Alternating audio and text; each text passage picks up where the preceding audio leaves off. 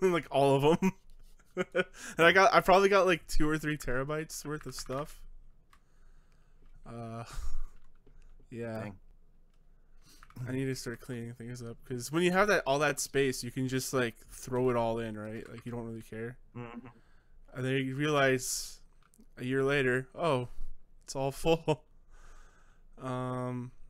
Yeah. Well, yeah, like my video drive only has like 10% left, but it's also a 2 terabyte drive, so that's like 200 gigabytes. It's fine.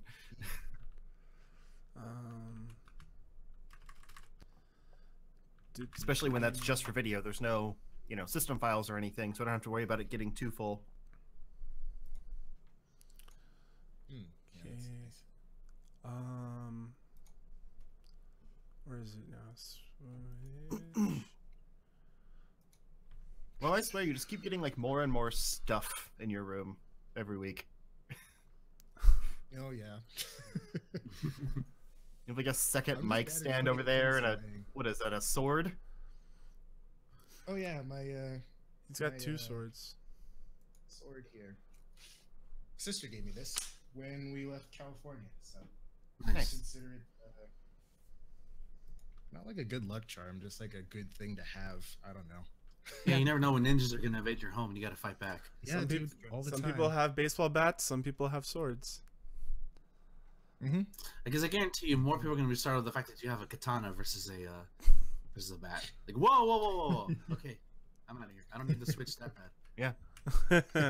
I feel like a burglar or something would even be more thrown off by a sword than a gun. Yeah. It's like, you're not gonna shoot that. You'd kill me, but you could cut off his hand or something while he's trying to take stuff. Yeah. Right. It's like you can do a lot more damage without killing someone with a sword, and then it's it's just self-defense. It's true. I don't plan to kill you. I just plan to maim you horribly. Now get out of my house. Yeah, exactly. Unfortunately, my sword is tucked away in our china cabinet as a display piece, so it'd be kind of hard to get to at a moment's notice. It's also kind of a novelty sword. Like, it's sharp, but damage. Or I don't think anyone would be terribly threatened by the Master Sword. It's like, that's a toy. I guess it depends.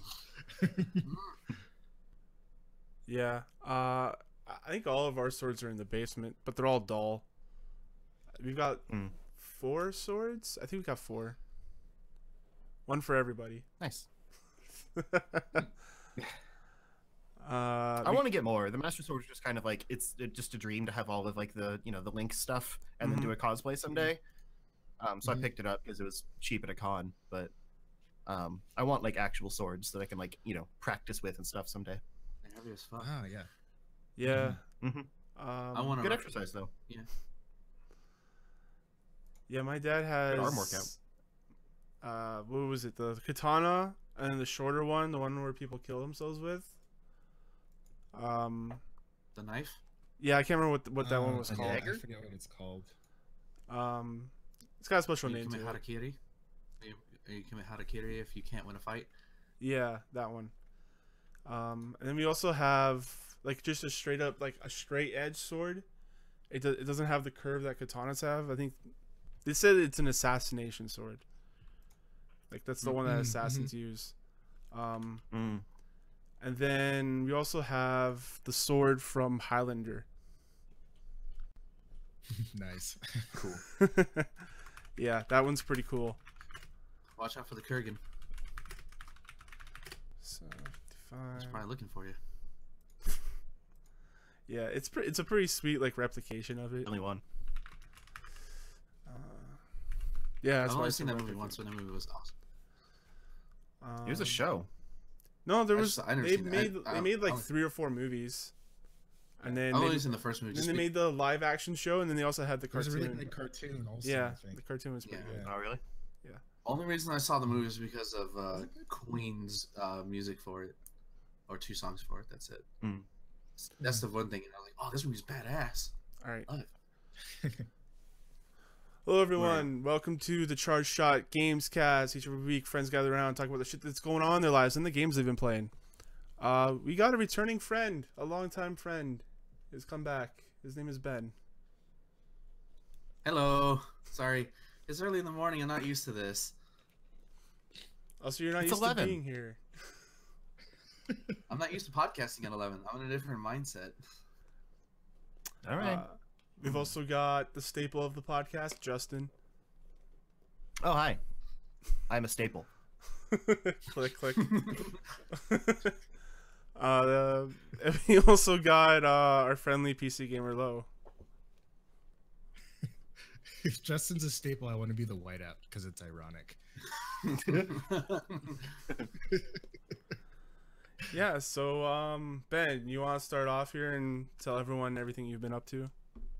Yeah, so it's been a long time since I've been on this show. I've played a lot of games since then because I haven't bought any new stuff, so I just try to get through my backlog. And the number one thing that I beat since I was on here last time was Xenoblade Chronicles 2, that huge 100-hour JRPG. I did it in a month, only because it's on the Switch. Very enjoyable experience. Very cool final boss. Not hard, but just getting to the point what you need to do to beat him was difficult. It took me like 20 tries, but still really, really cool. Very emotional ending. Actually started to tear up a little bit. Not like full like, but like come on, don't do this to me now after all I've been through. But it ends okay. I love that world. I put it away for now just because I wanted to play other stuff. But I'm definitely gonna go back in there and like do some side questing and just explore the world, get some more, heart-to-heart moments where you explore their characters. Just such a great video game. Yeah, I know it's not for everybody, but I encourage, even if you didn't play the first one, you don't need to. There's a reference to it at the end of the game, but you don't really need to know that, considering the context of it. I encourage everybody who has a Switch and is hungry for a JRPG to give it a shot. Just be warned, you're probably going to get your ass kicked a couple of times in the early parts. And the other big one would be Street Fighter V Arcade Edition, the free update, or if you bought the retail disc at $39.99, which you get all Season 1 and 2 characters for free, basically. And it's really good. Like, it's amazing how just the UI itself, like not just the gold, but like how everything is sort of slightly more sharper, makes the game feel new. Arcade mode itself is actually pretty cool. It's split into 6 different ladders, so you basically play through every single era of Street Fighter, from Street Fighter 1, from Alpha to 5, depending on which one you go. So say if you pick Street Fighter 2, you'll only play characters who appeared in Street Fighter 2. And I think you can actually fight against Shin Akuma if you meet the same qualifications that original Super Street Fighter 2 Turbo did. So that's cool.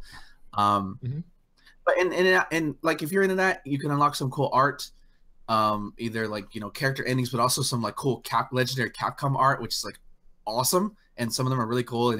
And if you're wondering, well, do I have to look on the internet? No, the game will tell you, well, go here and here's what you need to do with this character, or here's the situation, here's the qualifications to get it. And there's some really dope looking art. There's a lot of art to unlock, and nice. Little touches like when you're in the character select screen, it'll play the theme from that game. So if you play Street Fighter Alpha, you'll hear that classic Street Fighter Alpha 1 song. I'm not going to try to do it because I can't do it justice. But as for the new character, because along with Arcade Edition, we got Sakura returning from Street Fighter 4. And thankfully, Capcom released her for free for the first week. Obviously, if you're listening to this now, she's not free. I think she's like $4 or $5.99. And so I tried her out. I was very interested to play her. She was the first character I ever played in Street Fighter 4. And I love playing her in Alpha. I was crap with her in Alpha, but she was fun. She was energetic. So I tried her out, and she's very fun. And now I'm almost several weeks into playing as her. She's easily my co-main along with Rashid. Like, I have been dying for another character to grab me the way Rashid has grabbed me, in terms of just, I can turn on my controller, turn Street Fighter 5, and y'all have been seeing in the Discord, like I have that game on at least a good chunk of the time.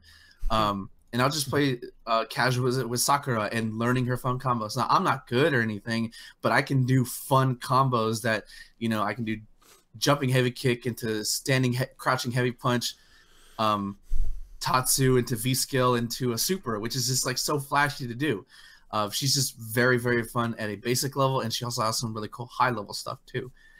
I hope they do all the characters that are free. You know, hey, here's the character for free this week. Try them out. If you like them, you know, use your fight money or you know, buy or pay up money. I ended up just paying the money because I wanted to get her and the stage that she's on. But yeah, soccer has been really, really fun. And I think that's about it in terms of the big ones. There was something else. So when you said you're playing a lot of games, what you really meant was you've been playing a lot of one game. Well, I also played Axiom. I also beat Axiom Verge, which was like, yeah, that was that was a horrifying game in the best possible way. Like that game legit gave me nightmares. Thomas Happ, I believe that's the developer's name. Shout outs to you, dude, because I didn't think it was possible to create that level of atmosphere with sprite art outside of Super Metroid, and you did it in a way that blew my mind. Like it definitely felt like a Metroidvania, but it did something that very few Metroidvanias do, in that it had its own identity. Which that's what I love about it. The soundtrack was awesome. I even bought the soundtrack to listen to. It's just so, like, sometimes it's terrifying, sometimes it's haunting, but sometimes like, you know, I could go to a rave party with this. This is awesome. Very and also very trippy, and just like had me questioning my own reality, which I love it when games do that. Like it's just like, wait, what's I'm who? That's me. I'm that. You know, being very vague as possible because it's a game. You really don't want it spoiled, but at least to say you're gonna have your mind messed with. And yeah, I'm gonna play it again. I'll probably want to do a let's play of it, but I probably want to do one more playthrough just so I can get myself familiar, because I got stuck a couple times. Because there are points where in the game where I felt like, okay, I didn't know where to go and it wasn't as clear. But once I started actually stop being an idiot and look at my map, like, oh, okay, well, let's go try this, let's go try this. But it's a lot of trial and error. And I imagine as I play more and more, I'm gonna get familiar, because I think I only collected like 57% of the items, which is a lot. I got like a lot more, but I guess I didn't. How many secret zones did you find? I don't know, actually. I'd have to pull it up. I don't. My Switch is all the way over there on my TV. You know what I'm talking about, right? Secret zones, like no, I don't think so. I don't think I found glitch areas. No, I don't think I went to any glitch areas. Oh, well, that would explain your low percentage then. Okay. Each of those has like 2 or 3 things in them. Wow. No, I got just a lot of cool guns and some health upgrades. That's really it.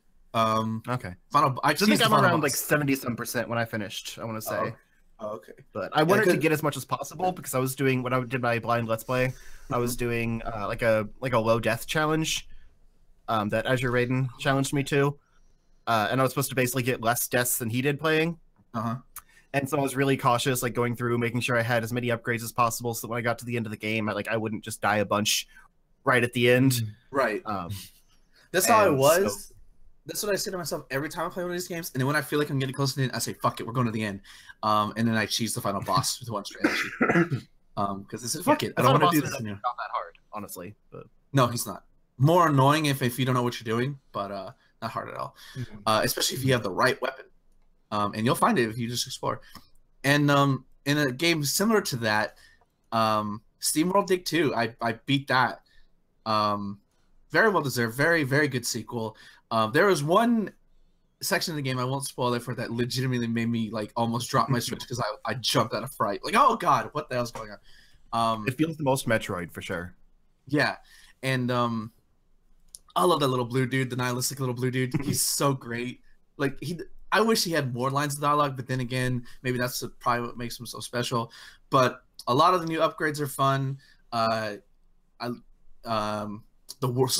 of the different worlds you go to, or different areas. I like that it wasn't just one mine, but you got to go out and it felt like different mines. I didn't get every secret, and then because I was just trying to beat as many games as I can, while also try to explore as much as I can. But it was very fun. It was very fun. Also, a very surprising emotional ending. Like, I did not expect that. So Justin, hurry up and finish the game already. So I want to, but it's so hard. It's not hard. It is not hard. It is. Final boss. I'm stuck where you have like multiple temples you're supposed to go to. It's like towards the end. Yeah, you're almost there. Like, I don't know what's so hard about that. Well, there's one I can't get through. Like, it's really annoying, and so I'm doing the other one. You know all those screeching dudes? When like they throw fire at you? No, that's the one I'm doing now. It's the other in the it might have been because I was trying to go through a secret zone and I kept dying there, but it's the one in like the glowing forest area. Oh yeah, that was. That's what I'm stuck in. Yeah. Because there's one part, like it's like I said, it's like a secret area, but I want to do it because I'm there. And there's like a bunch of those snail things, and then like the bouncy pads. Yeah. And they keep bouncing all over them and like shooting spikes out, and like I can't get through it without dying. Go find some more resources and go get your health up. That's what I'm doing. I'm doing the other temple now. Okay. I've only got the 2 left. I'm doing the other temple, get some improvements and stuff because I just got an armor upgrade, so I figured that'll help me. Yeah. In the other place. So yeah, I'm working on it, but Okay. it's just a slow time. Gotcha.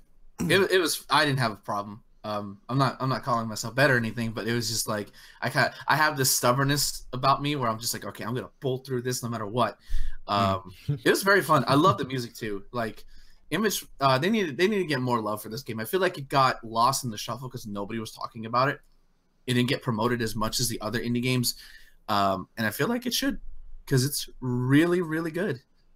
It's worthy sequel to SteamWorld Dig. Yes. But that's really all I've been playing. Oh, and Dragon Ball Xenoverse too, but nobody wants to hear me go on about anime shit on this show. No. Dragon Ball is the best anime, though. No, that's My Hero Academia, but I'm not gonna start. I'm not gonna start. All right, Justin, what have you been up to? Not a lot. I've been sick most of this week. And whenever I'm sick, my mind just gets really foggy and I can't really focus on most games. Just because like my patience is really low. But I dove into a few kind of like chill games. Like I got back into Slime Rancher now that it's in like official release. To see what's been changed because I've been playing that game since like it was an early beta and was basically just like, hey, go around and catch slimes and put them in bins and then get money and then go get more. Like that was it. That was the entire game. There was really no loop or anything to it. Now it's still that, but they do have some more kind of presentation conveniences there. Like there's actually a map, which is super useful. And there's kind of a cool thing like you go into a new area and like you find where like the map like icon is and it like fills that area in for you. And then there's like kind of a story. Your character isn't just like a disembodied gun in first person. It's actually like a person. And there's like some email logs and stuff that kind of explain like what she's doing. But her emails. Oh, I get it. That was a Hillary Clinton thing. Yeah. Okay. Clever. Very topical of you. Very topical. I know. It's actually pretty good. And yeah, so you're kind of going through these logs and like you find different like kind of diary entries as you go around the world from like someone else that's already been here. And that gives you hints kind of about what the area is. There's a bunch of new slimes, which are kind of cool. Some of them are just variations of others. Like there's a cool like hunter cat that still gives you like the same like cat plorts, but it's like can go invisible. And they added a new thing in like a science kit where you can actually get like different abilities from the slimes if you like use them to create these like potions or whatever they are. So like that one can make you go invisible in the wild for a limited amount of time. So there's some kind of cool depth there as far as like how to, better track down the slimes and stuff like that. But yeah, it definitely feels more like a full game. It's still pretty chill. Like I said, it's still just catching slimes, mining their ports, and then putting that towards like different upgrades and stuff. But yeah, there's more depth to that now, and it feels more like kind of a Harvest Moon type game rather than just like a simple concept. And then I've mostly been playing more Blossom Tales because I really like that game.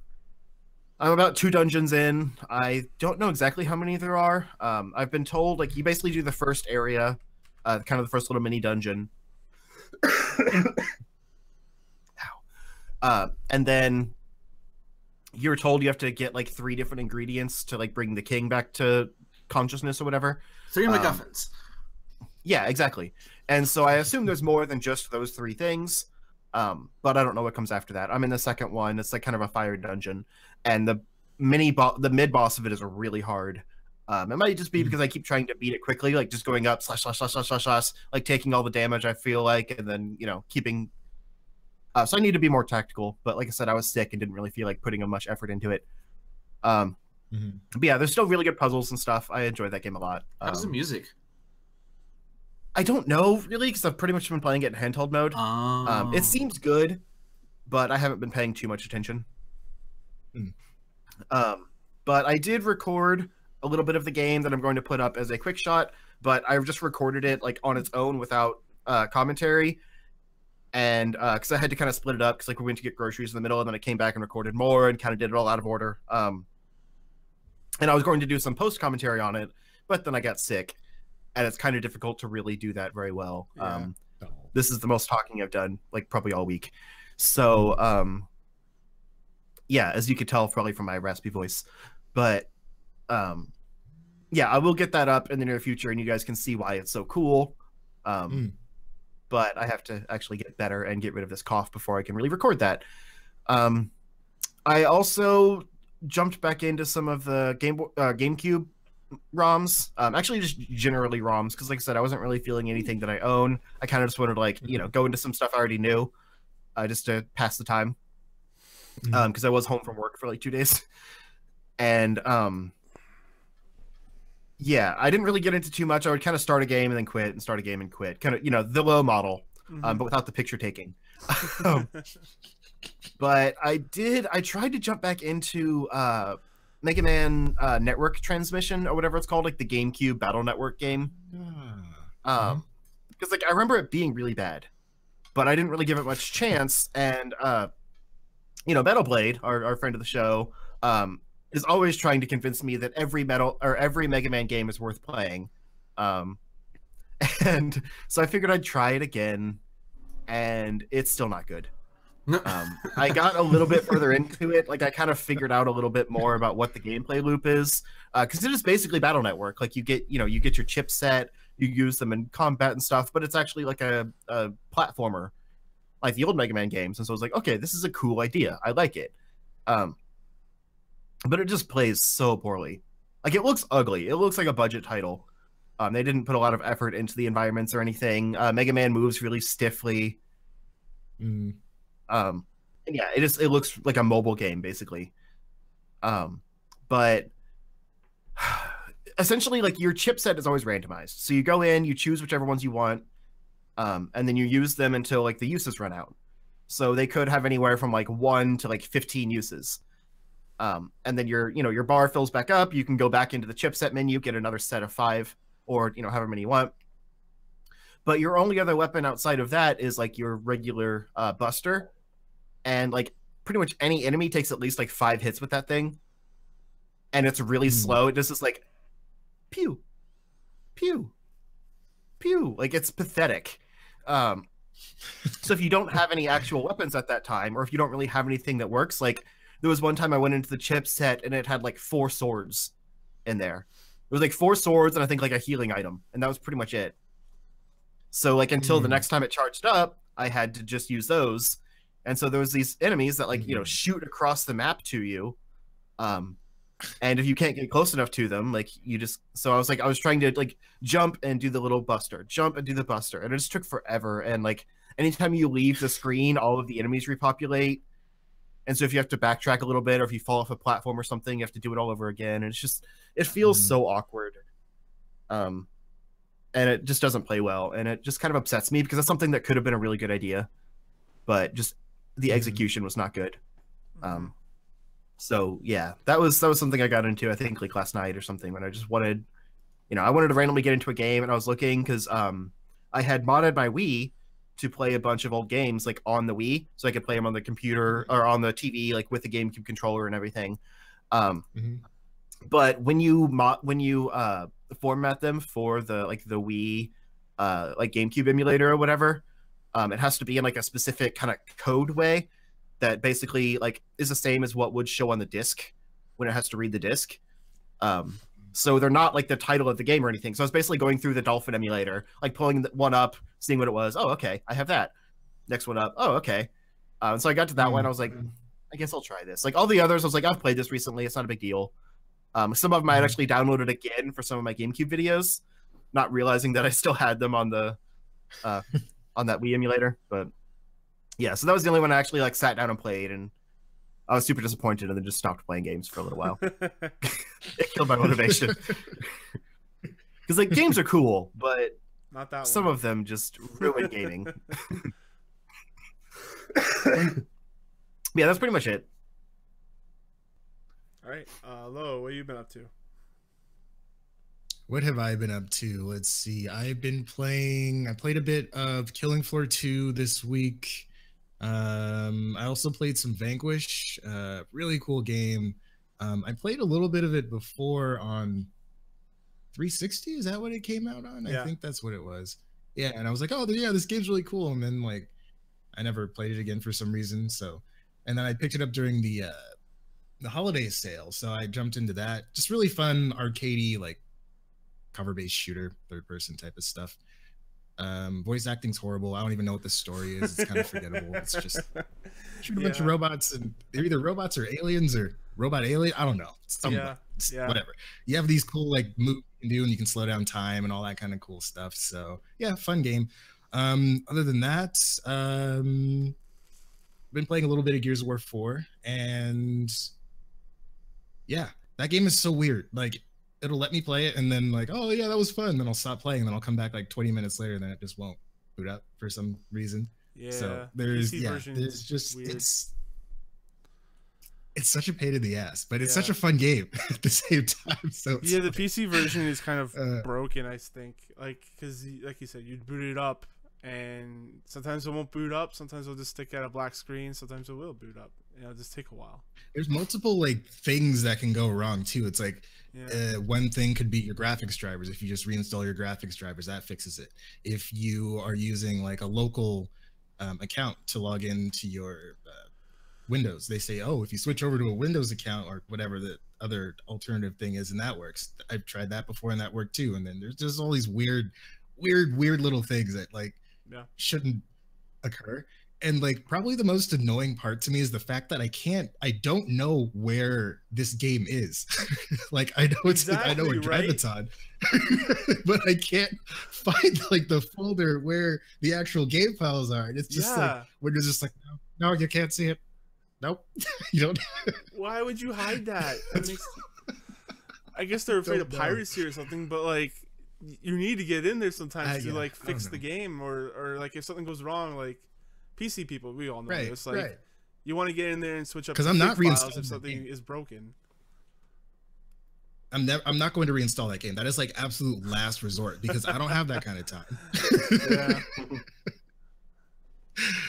Yeah, but other than that, other than all these weird pain in the ass problems, it's a fun game. It looks pretty, runs well when it runs. It's good. I played it before on the Xbox with my dad, so like I enjoyed it. I liked playing it. Lo and I are probably gonna do something with Gears of War 4 if we can get the game going and play together. Maybe some co-op. Yeah. Some horde mode. Horde mode's pretty cool in this. Yeah. I don't think I've really played Gears horde mode before because I never had anyone to play with. So. Okay. Yeah. I played games that have been inspired by it, but I never played the actual horde mode. Yeah. This one's a little it's a little different from previous iterations because it's like you have this, it's basically like a big box that's like a 3D printer essentially. It's called a fabricator. So you can like, if you have two characters, you can like one grabs one end, you can like move it around and stuff. So it's kind of like wherever you set that down is kind of like your base sort of, and then like it makes traps and stuff. You can make traps and lay them down, and yeah, so it's a really cool mode. It's not your typical, because before it was just like, okay, you're in a map and then like we're just gonna have a bunch of enemies running at you, and then that's pretty much it. So this new kind of with the fabricator thing, it's pretty cool. There's also like classes and stuff you can do, like different jobs, like you can be a scout or a sniper, soldier, so on and so forth. But yeah. All right. Anything else?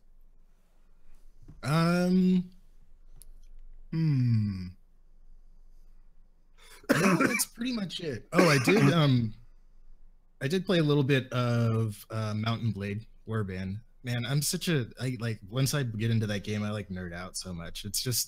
It's like it's a really old game, but like it's really fun. Like the gameplay's cool, like the combat's like kind of janky, but it's like it works. But yeah, it's I That's pretty much it. Just those games. All right. I've been playing some stuff. I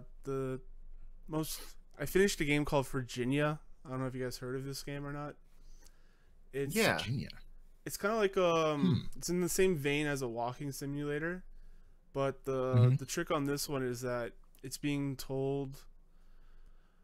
using jump cuts to tell a story. So instead of like you're having to walk down everywhere and like walk down all the halls and everything, it kind of cuts those out of the way. The whole story is that you're like a new FBI agent and you're kind of working internal affairs. So you're partnered up, like apparently it's like ripped straight from X-Files, where you're someone that's in the FBI and you're told to like keep an eye on someone, like you have a new partner. You're supposed to like rat them out and like keep a file on them. And so you end up investigating like this disappearance of this kid. And it gets it gets really weird and psychedelic at points. Like there's like an actual whole acid trip in the game at one point. Like you actually take acid in a jail cell. So it's really short. It's like maybe 2 hours long. It kind of uses the jump cuts a lot during the acid trip. Like it'll tell full on stories. Like I don't really want to spoil a whole lot of it, but it's kind of hard not to when it's only 2 hours.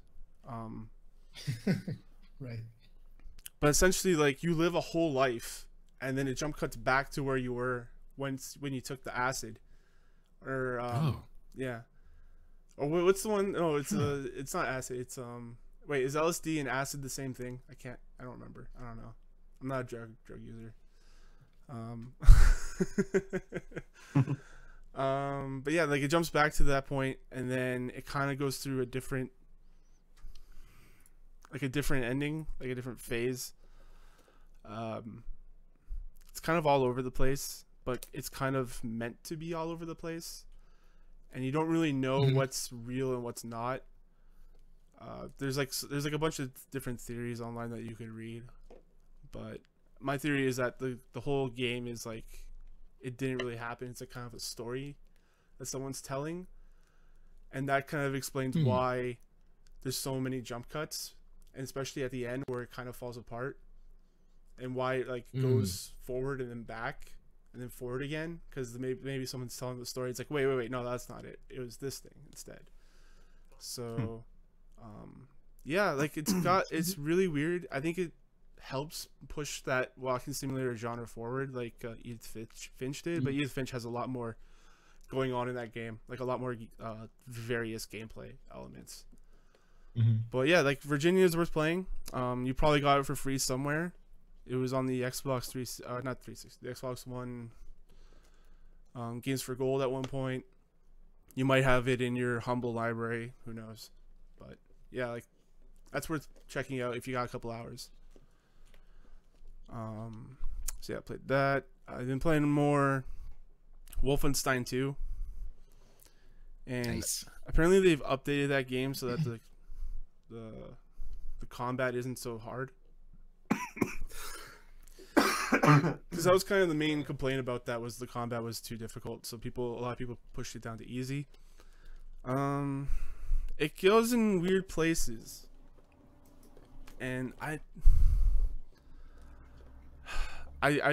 really enjoy the ludicrousness of it. But for some reason, there's something that's like pulling me out of it that is going, well, like I'm not looking for realism in it, because it's obviously like an alternate history story, and there's like a bunch of different weird science stuff happening. But there's something about it that just like is taking me out of it completely. But I enjoy running around with just double shotguns, just mowing down Nazis. It's really great. Something really satisfying about that. Nice. Killing a bunch of Ku Klux Klan people. That's always fun. Yeah, it's still fun to play. Nice. I enjoy playing that game a lot. Yeah, there's some crazy shit. Like if you want to see what happens in that game, and if you can't buy it, maybe just Google the scenes, because there's some really cool stuff that happens. I got to meet Hitler. and I got to meet Ronald Reagan, so that's cool. In the same room together. That's canon. Interesting. It's canon. Ronald Reagan? Yeah, The Ronald actor? Reagan, the actor. I think that's his. He's gonna go down just as Ronald Reagan, the actor. Mm-hmm. I know of his work, mostly from Family Guy and Futurama. Reagan smash. Reagan smash. Reagan sleepy. So yeah, I played that, and I got Tacoma in the latest Humble Bundle, so I might be playing that this weekend. I've been looking forward to playing that. Oh, Tacoma. Nice. So yeah, that's pretty much it. I tried going back to Mass Effect again, but I didn't even have the muster. Like, I couldn't even muster up the effort to press play. Like, I just had it loading and sitting there. I was like, I don't know about this. And then quietly, Simon and Garfunkel start playing. Like, it's just there. At least you tried. Yeah, I don't Valiant know. effort. Maybe sometime, I don't know. Yeah, that's pretty much what all I've been up to. I haven't played any Destiny this week, so that's weird. I don't know. Wow. Maybe I'll play Destiny Really? this weekend. Yeah, I finally broke free from the curse, but it'll always be there waiting for me. Finally ran fast enough and got away, huh? Oh, it always calls, but it'll call back. It'll be like the Oh, yeah. Jumanji drums. You'll just start hearing it. Oh man. I mean, you probably just hear the Destiny 2 music. It's really good. It is. Mm-hmm. I I played don't even that play the on game, mute. but I love the music. I played that game on mute because it's such a good podcast game. If I just want to listen to a podcast or something, But the music is better than probably whatever podcast you're listening to. or watch a video or something. I just assume it's wrestling Music is podcasts. pretty darn good. I mean, you're not wrong. I've probably listened to at least 20 wrestling podcasts this week because Royal Rumble happened. Justin throwing shade out there. Yeah. Hey, I let you guys have your wrestling moment. Deal with it. Mm-hmm. For some reason I watched TNA Impact last night because it was streaming on Twitch. Like, this is a weird thing that Twitch is now doing. What's Twitch is, TNA stand for? you could take a best guess at that. But Twitch is doing a weird thing where, like, they're having a bunch of different wrestling promotions on their platform now. It stands for totally not awesome. Yeah. You're not wrong. You're not That's all I wrong. can- You're not wrong. Yeah. They had this like lucha libre thing, and they had like small women fighting in like tutus, and they were like really grotesque looking, and it was really What? weird. So I flipped the channel to Impact, and I was like, oh, this is a little bit better at least. That sounds offensive. It's bad. It's not good at all. It's like they couldn't even get their commentary in 2 channels. It was only in the left channel, and then like there was a bunch of Wow. horns in the right channel. So it was so bad. Quality entertainment. Twitch, if you're gonna put wrestling shows on your platform, make them good. So anyways, yeah, that's my wrestling rant for this podcast. So yeah, Justin wanted to do a topic about our gaming histories, I guess. Yeah, like I'll start it off just to kind of give you an idea, but I basically wanted to kind of talk about like, you know, what made us like the type of gamers that we are, kind of. Like, for example, when I was a kid, like before I even had any of my own consoles or anything, I would go over to my aunt's house because that's where my dad lived at the time. So like for his weekends, we would go over there, and she had a son that had a regular Nintendo and eventually an SNES and then like an original Game Boy. So basically all of the games that I knew were over there.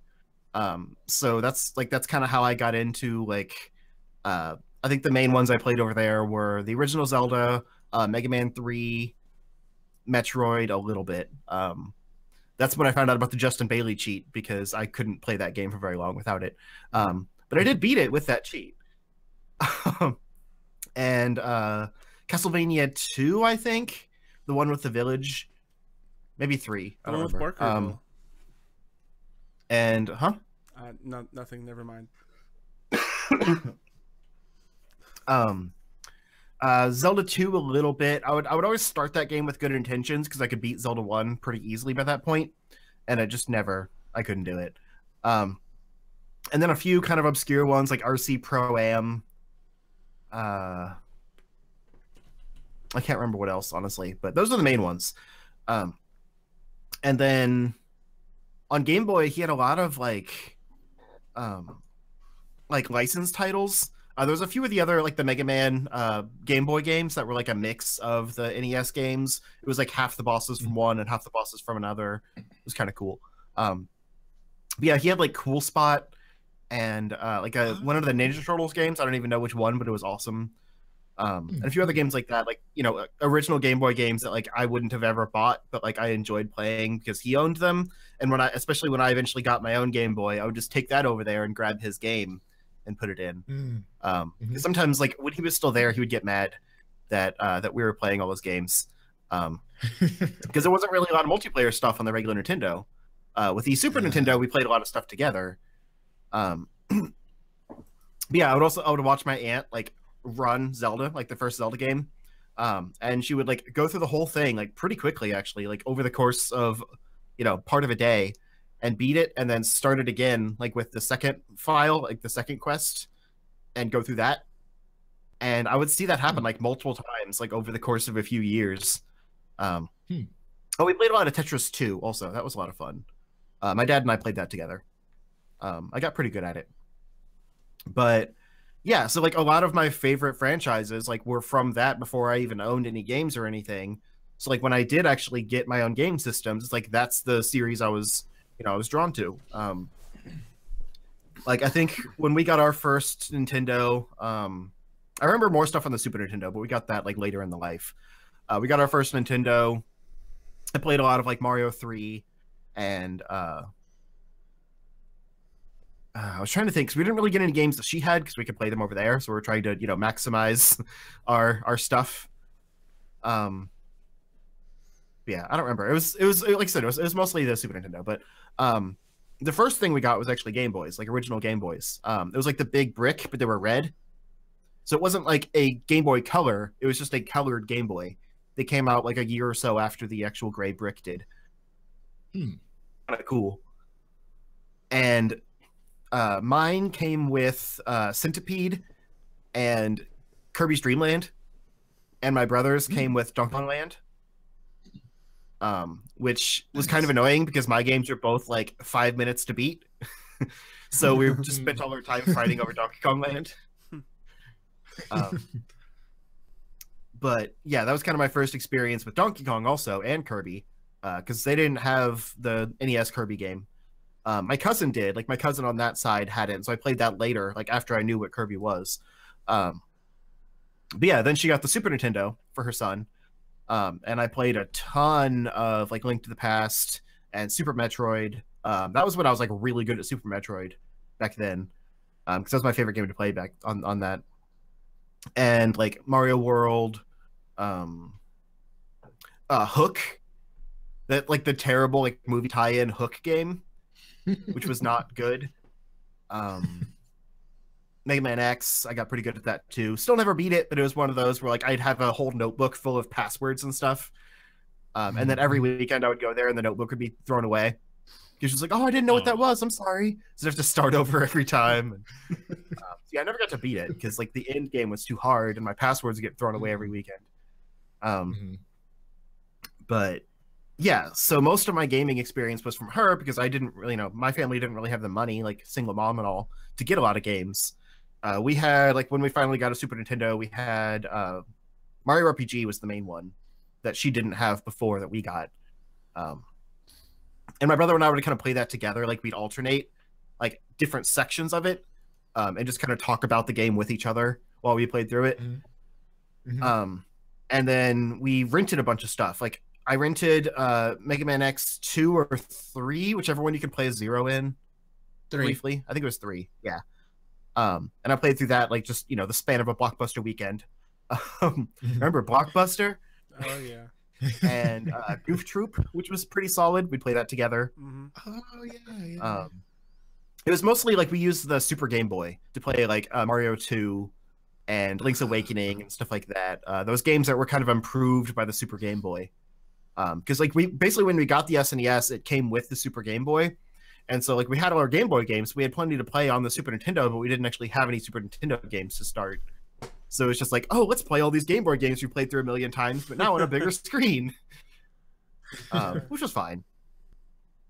But yeah, and then we got the first system we actually like got ourselves, because my brother had like saved up allowance or something, was the Nintendo 64. And we got it from a pawn shop with like that, and I think it was Mortal Kombat Trilogy, and Mario Kart 64 maybe? I don't remember. There was another game that we got with it. And that was kind of my first main experience with Mortal Kombat. I think I'd played it again at a friend's house once. Because I'd walk over to the house like when I was at my aunt's for dad's weekends. I would walk over there and we'd play like Mortal Kombat and Clay Fighter and a few other things. But yeah, Clay Fighter was legit. I miss those games. Bad Mr. Frosty. But yeah, so we got the first Mortal Kombat game that came out for 64, and would also play Mortal Kombat 4 at the Pizza Hut in town, which was super cool, like the arcade version of Mortal Kombat 4. Because like, actually, I forgot about this part, but like the first real gaming experience I had was like super young, playing the original Mario Bros, like the actual Mario Bros 1, not like the the arcade like back and forth type thing, the platformer on arcade when my mom would do laundry at the local laundromat. They had like an old well, I guess it was new at the time, but a Mario Bros 1 arcade machine. And so while she was doing laundry, I'd go over there with a few quarters and play through like the first few levels of Mario Bros. And then like my aunt also had Mario Bros 1, so I'm like, I don't have to put quarters in this. And I would just play through the whole game over and over. Nice. But yeah, so I kind of want to talk about like how I feel like a lot of us are probably bred by like what we grew up with, and so like that's why I've always loved like Mario and Zelda and Metroid and stuff like that, because like those are the games that got me through my childhood, like when I was just kind of stuck.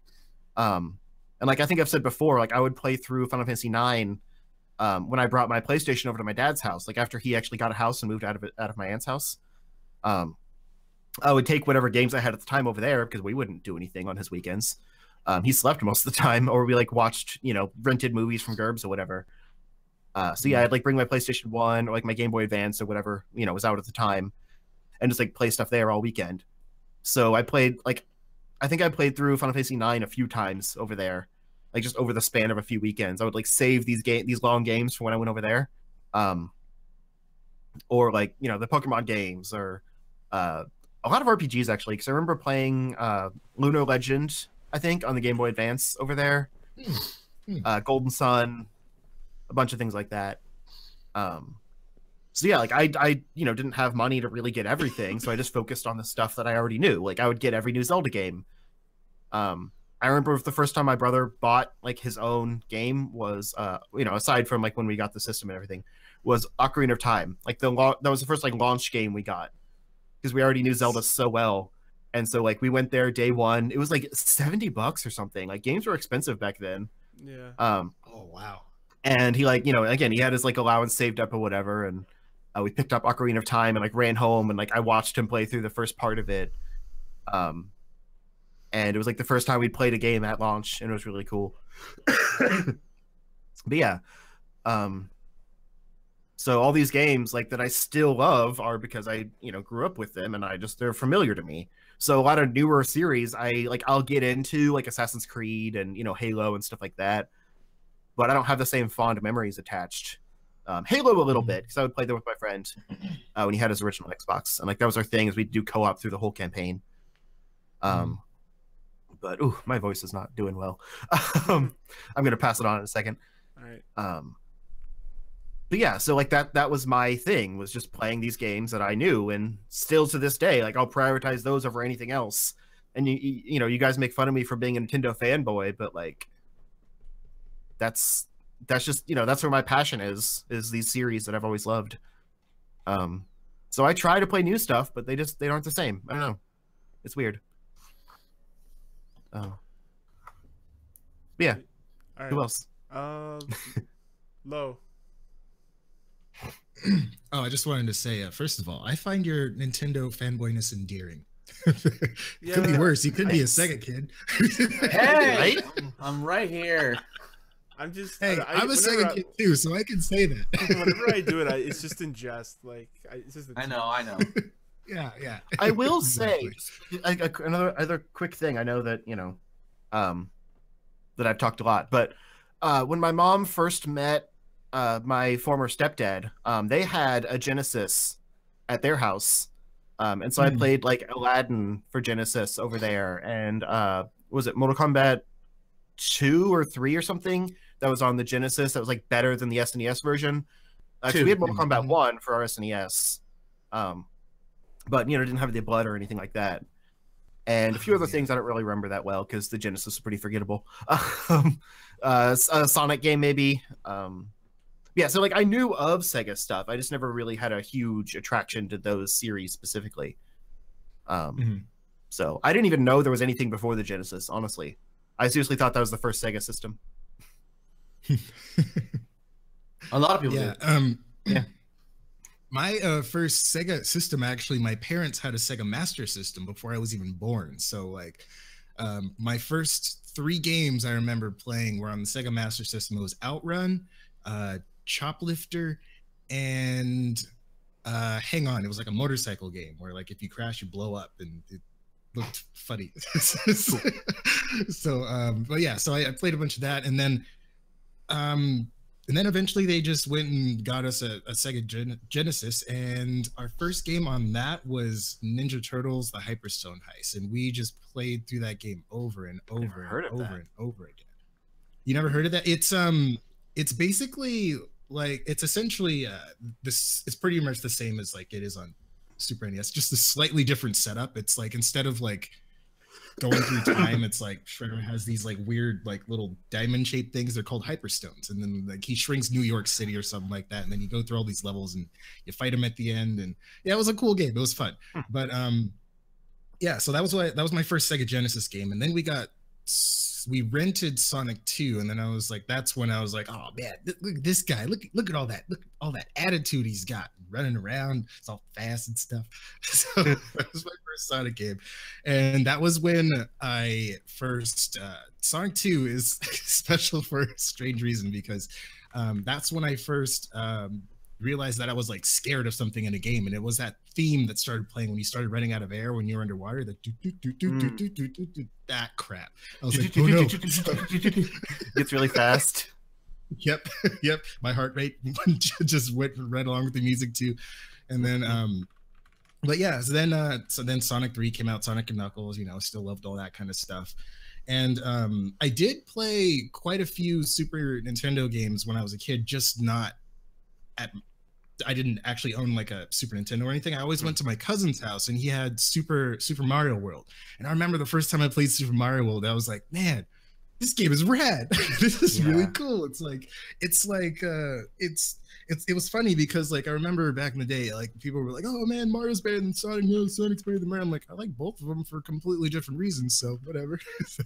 But yeah, I always liked Super Mario World just because of like it was just really challenging. It was like there was like a lot of thought like put into like every stage, and each one just felt kind of just like, I don't know, it was each level was like its own experience, and it was really cool. That and riding around on Yoshi was fun too. And yeah, so I never ended up owning a Super NES, but I did emulate a bunch of games just because there were just so many that I wanted to play. And so that's how I ended up playing games. Like I ended up playing Link to the Past, Secret of Mana, Secret of Mana 2, whatever the actual name is. Just a bunch of other stuff. And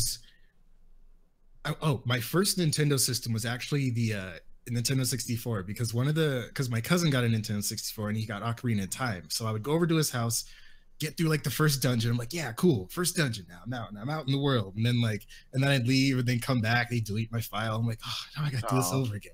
So after that, a couple of times, I was like, then I finally started working. I'm like, you know what? I'm gonna get this dang not Super Nintendo. I'm gonna get this N64, and I'm gonna get Zelda and Ocarina of Time, and I'm gonna beat that game because I never got the chance to. So that was my first console that I actually bought, like myself with my own like hard-earned money. And it was funny because I went and I bought it from Circuit City. You guys remember Circuit City? Yeah. So it was funny because when I was in there, I was waiting for the dude to pull it out of the case, and it was a bundle too. So it was like the super. It was a. I keep just trying to say Super NES, but I mean N64. It was the N64, and it was Ocarina of Time, and I don't know, like an extra controller or something like that. And I was just so like pumped about it. Like while I was getting it, I remember like seeing like this other display, and it was like this new like console that just came out, this new fancy thing called the PlayStation 2. And then I'm looking at it, I'm like, that one's next. I'm gonna get that next. I actually skipped a little bit. I did have the original PlayStation. My parents got me that. It was in between the Genesis and the N64, I believe. Yeah. So first game for that was actually Mega Man 8. And I was like, this game is absolutely freaking beautiful. Holy crap. It's like I'm playing a Mega Man cartoon, but it's rad. The voice acting was awful, but that aside, I mean, it was still a great game. That game is really pretty. It is. It really is. And just that, the end game though.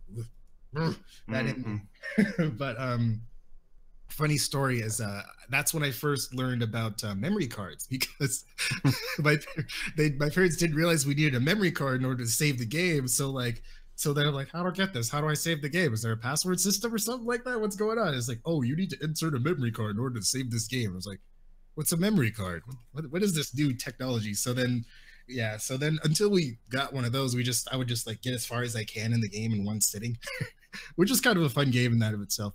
But yeah, I did that a little bit with the PS2 because I assumed by that point you didn't need memory cards anymore. And so I got my PS2 used with Kingdom Hearts and Final Fantasy X. And then I got it home and started Kingdom Hearts and got through like the first few hours like on Destiny Island or whatever. And then it said like insert memory card. I'm like, crap. So I paused it and I was like, Mom, we have to go back to Slackers and get a memory card. Please, like, can you buy me a memory card? I didn't know. I'll pay you back. This is important. This is very important. Anyway, yeah. No, it's all good. But yeah, PlayStation 2, some of the games on PlayStation 2. I remember playing for PlayStation 2, one of the big games for me was Metal Gear Solid 2. Just because like I was never good at the first one. I would always like watch people play through it. I'm like, okay, so let me play the second one. I ended up like, it was Metal Gear Solid 2. You ended up like watching more than you ended up playing, but still it was a fun game. It was a fun experience and all that stuff, all the stealth and whatnot.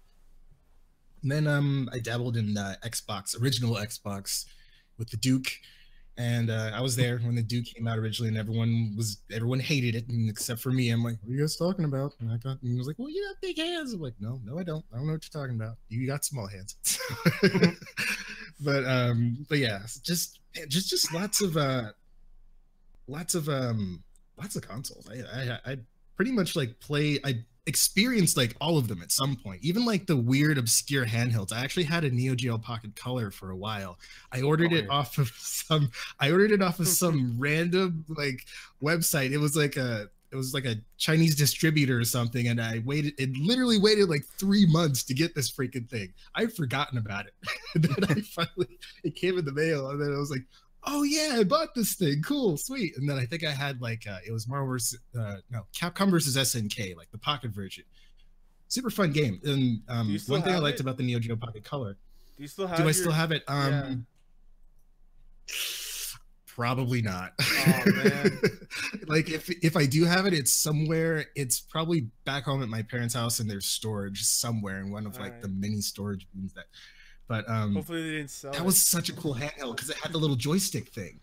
That thing was rad for like fighting games and stuff. But yeah, so then as far as handhelds, I had the Neo Geo Pocket Color. I had an original the original Game Boy, Game Boy Advance, the Game Boy Advance, what is it? The SP, the one that closed up with the backlighting. That was my jam. That was my jam right there. That was like, because what I would do is that it sucked. Oh man, because I remember when the GBA first came out, I was like, this thing is awesome. I just wish it had a back screen or backlight. I just wish the screen lit up. Because until then, I had a little like booklet that I would hook onto the Game Boy Advance. Yeah. I had that same one. Yep. It worked. Yeah. But I just remember when that thing came out. It was so cool. The SP, and then it was just kind of like when because I'd gone through like a handheld phase for a while, and it was just because I'd skateboard all over town a lot and just hang out with friends and stuff like that. And just in my downtime, I was like, pop this open, just play some games. Yeah, lots of really cool games on the GBA. Really cool handheld. And I don't know if I did have a PSP for a while. Coolest thing I did with that was mod it to play PSX games. So I was playing like, I actually got it to, I would play Gran Turismo handheld, which is pretty cool. Also Mega Man Legends, the first one. That's actually pretty cool to play handheld. It's pretty rad, yeah.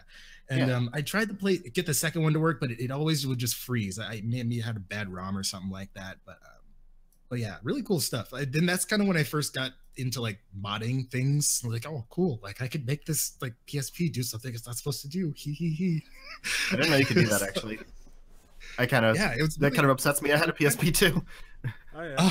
It was kind of a pain in the butt. You had to like do like really specific steps, but once you got it working, like all you had to do was just like download them onto the memory stick duo thingy and just pop it in and you're good to go. Yeah. There was actually different versions of it too. Like if you had the first, like the PSP 1000, you'd have to put in a UMD in just to make sure like it's checking through that there's something in there. So I had like 3 different versions of the PSP because they kept breaking on me, I think, or the firmware like was updating. I didn't want it to, but yeah. It's different ways to mod. Oh, those firmware updates. Yeah. Didn't the firmware update would like totally reverse everything that you did? That was so hack annoying. it. Like I would hack. I would just get into the BIOS and like revert it back sometimes, and like the PSP was very hackable. Yes, it was. Yeah. So was the DS. That was the one I hacked. Get a ROM card and just play any DS game I wanted on it. Did you guys hack your PlayStation 2s or no? No, yeah, I never did that with PS2. I did that. That was a nice Again, thing I didn't about know. You didn't have to. That's a nice thing about owning the Dreamcast. You can just burn a disc, just pop it in. It's like, oh, okay, this game's legit. Cool, I'll play it. Thanks, Dreamcast. Got my back. I mean, it didn't have that many games, so it had to do something. Right, exactly. Most of the games I would burn were games that never came over to the US, so like all the menus were still in Japanese and stuff. I can probably figure this out. Generally, I usually was able to figure stuff out. And I don't know. I'd probably say like just out of all the consoles I've owned, probably my favorite one. Ooh, it's probably a tie between the Dreamcast and the Xbox 360, only because I did the most console gaming I did was on the 360. Like I had like so many games on the 360. That was hackable. And then the Dreamcast. 360, yeah, it was pretty damn good. I love that thing. It was I had gotten, and it was like an Xbox. It was the black version, like the Elite, just before like they like redone.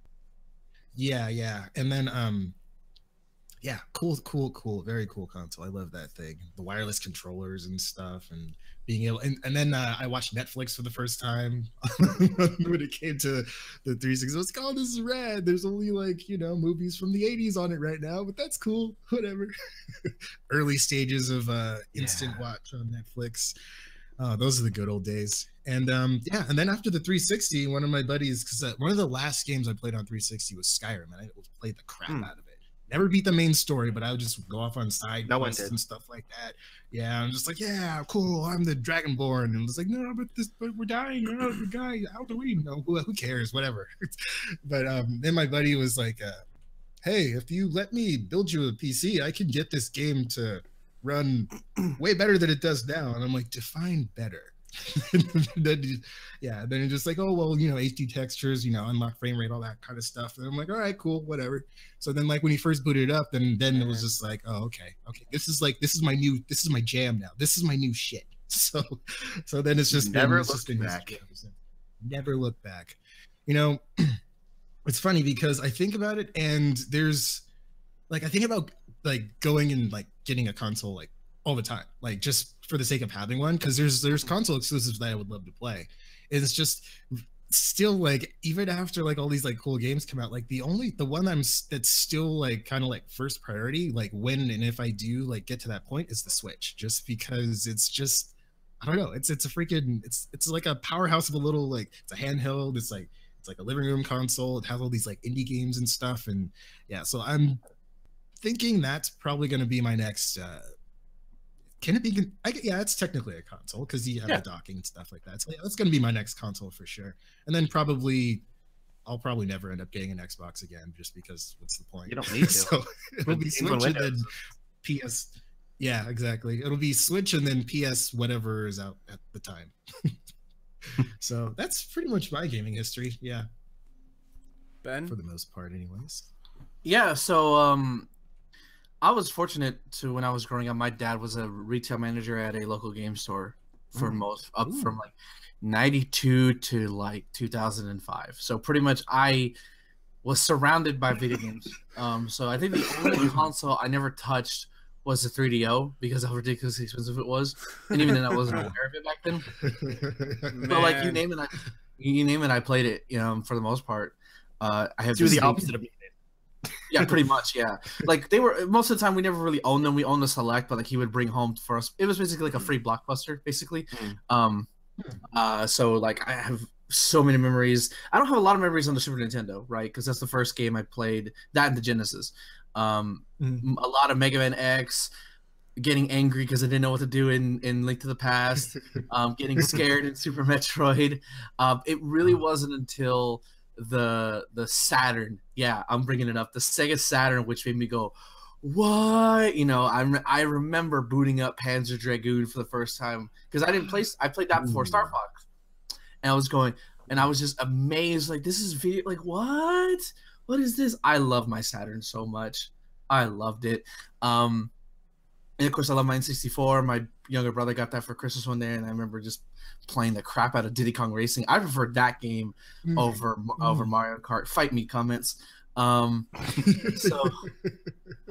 yeah, it wasn't really until that era, and especially the Dreamcast. I could say easily the Dreamcast is when I sort of like fell in love with video games. Sonic Adventure 1 and 2, Jet Set Radio, Jet Set Radio, Virtua Fighter 3. You know, I love Virtua Fighter on the Saturn. I think it was a lot better to me, in nostalgia-wise, on the Dreamcast. I just really love playing it. Just love video games. Started learning all the music, you know, for the most part. And then, like, around, like, a little shortly after that, I stopped. Like, we had, like, GameCube, but didn't really have a lot of the first-party stuff. I remember playing, like, Luigi's Mansion. Never played Sunshine, and because my dad called it horrible, so we never got it. It was. So it's like, you don't want to play that song. Like, oh, okay, but I kind of, you don't want to play that song. Like, oh, okay, you know what's best, Dad. But like, we had Luigi's Mansion. I watched my older brother play that. Never played it myself. Still haven't played it myself yet. But we didn't really have like a lot of the, you know, you would call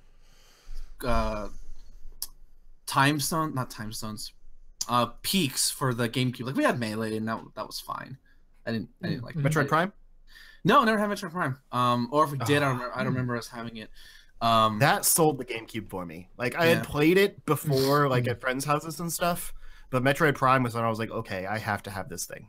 Yeah, no, this is so cool. I probably would have hated it back then because I at the time there weren't a lot of first-person shooters that entered my area. But if I am like I was back then, I probably would have gotten nauseous and sick from it just because of the first-person camera. I've beaten it already, so like I was able to power through it.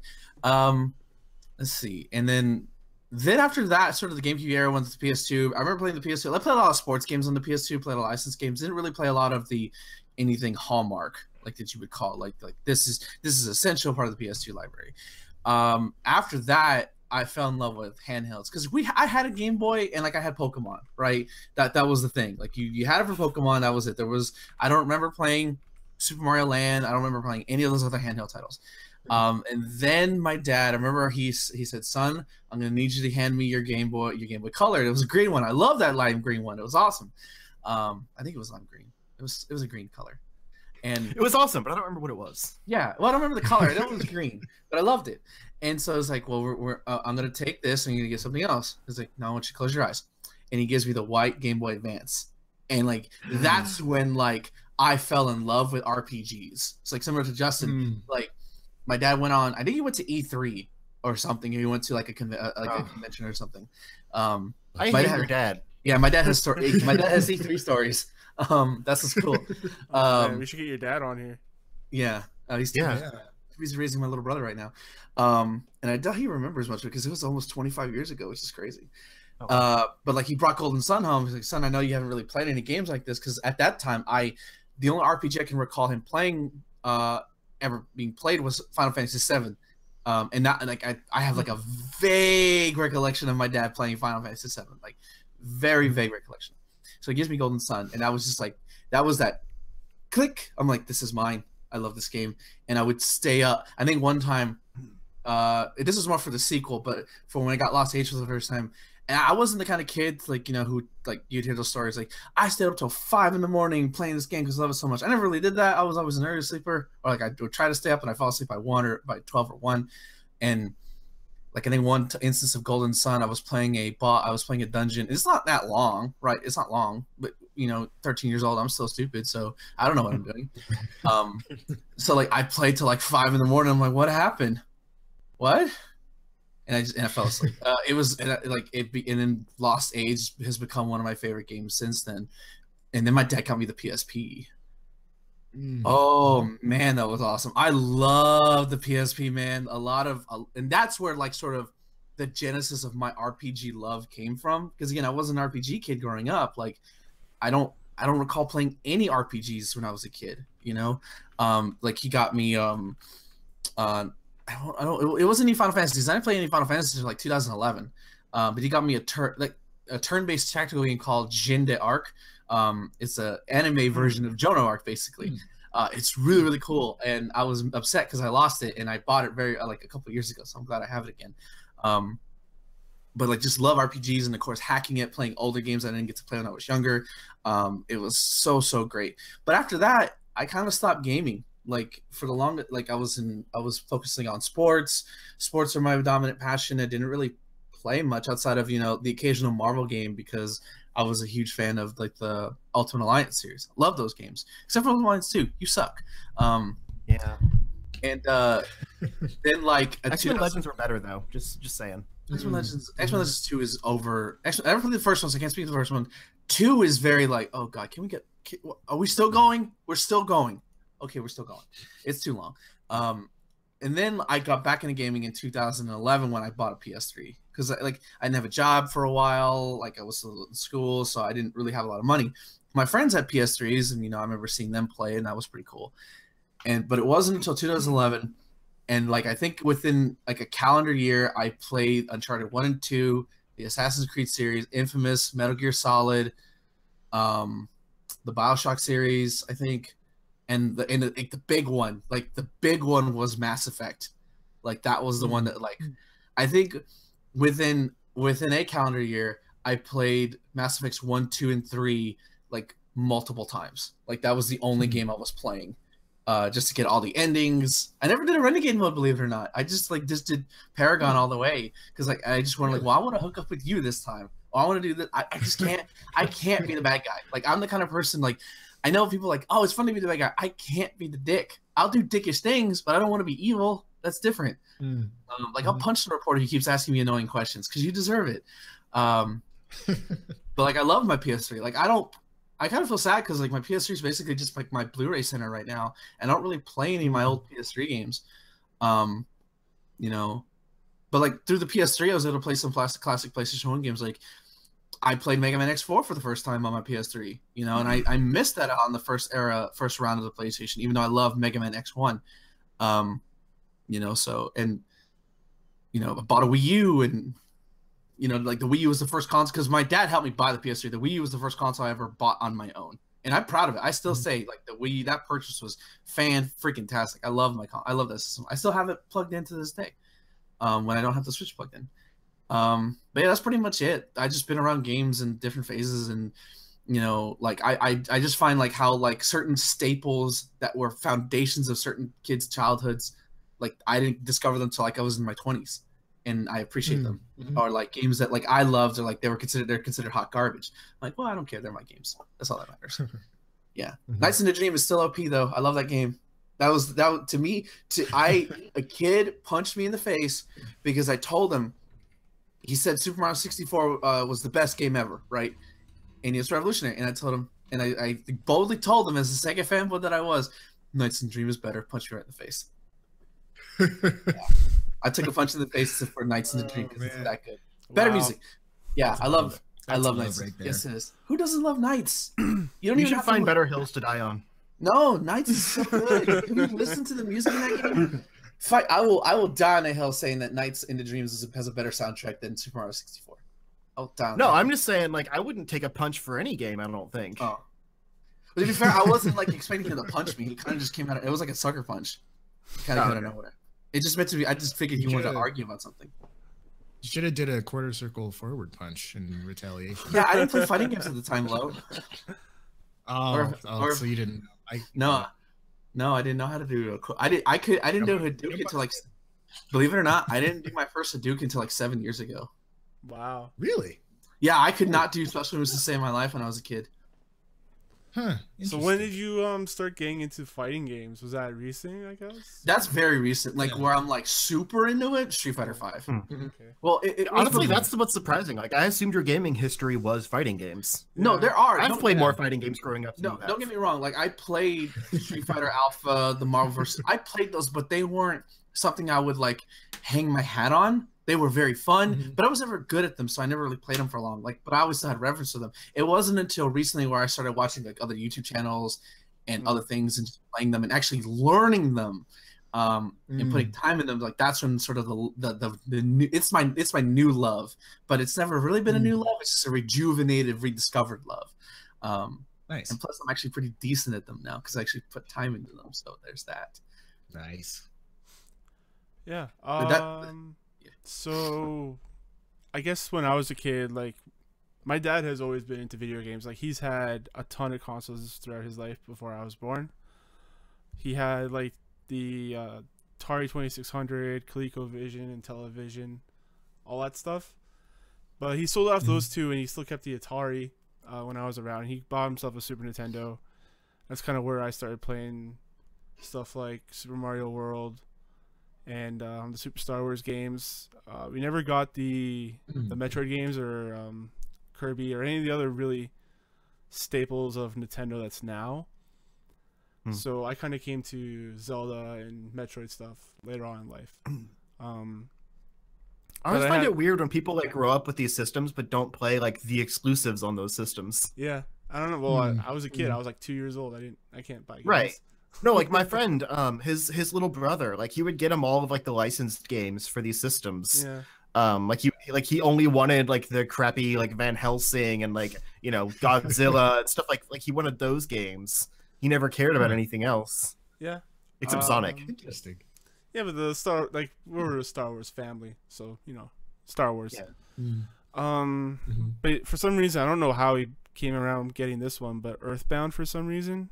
And it even came with the strategy guide and the sniff and scratch cards and everything.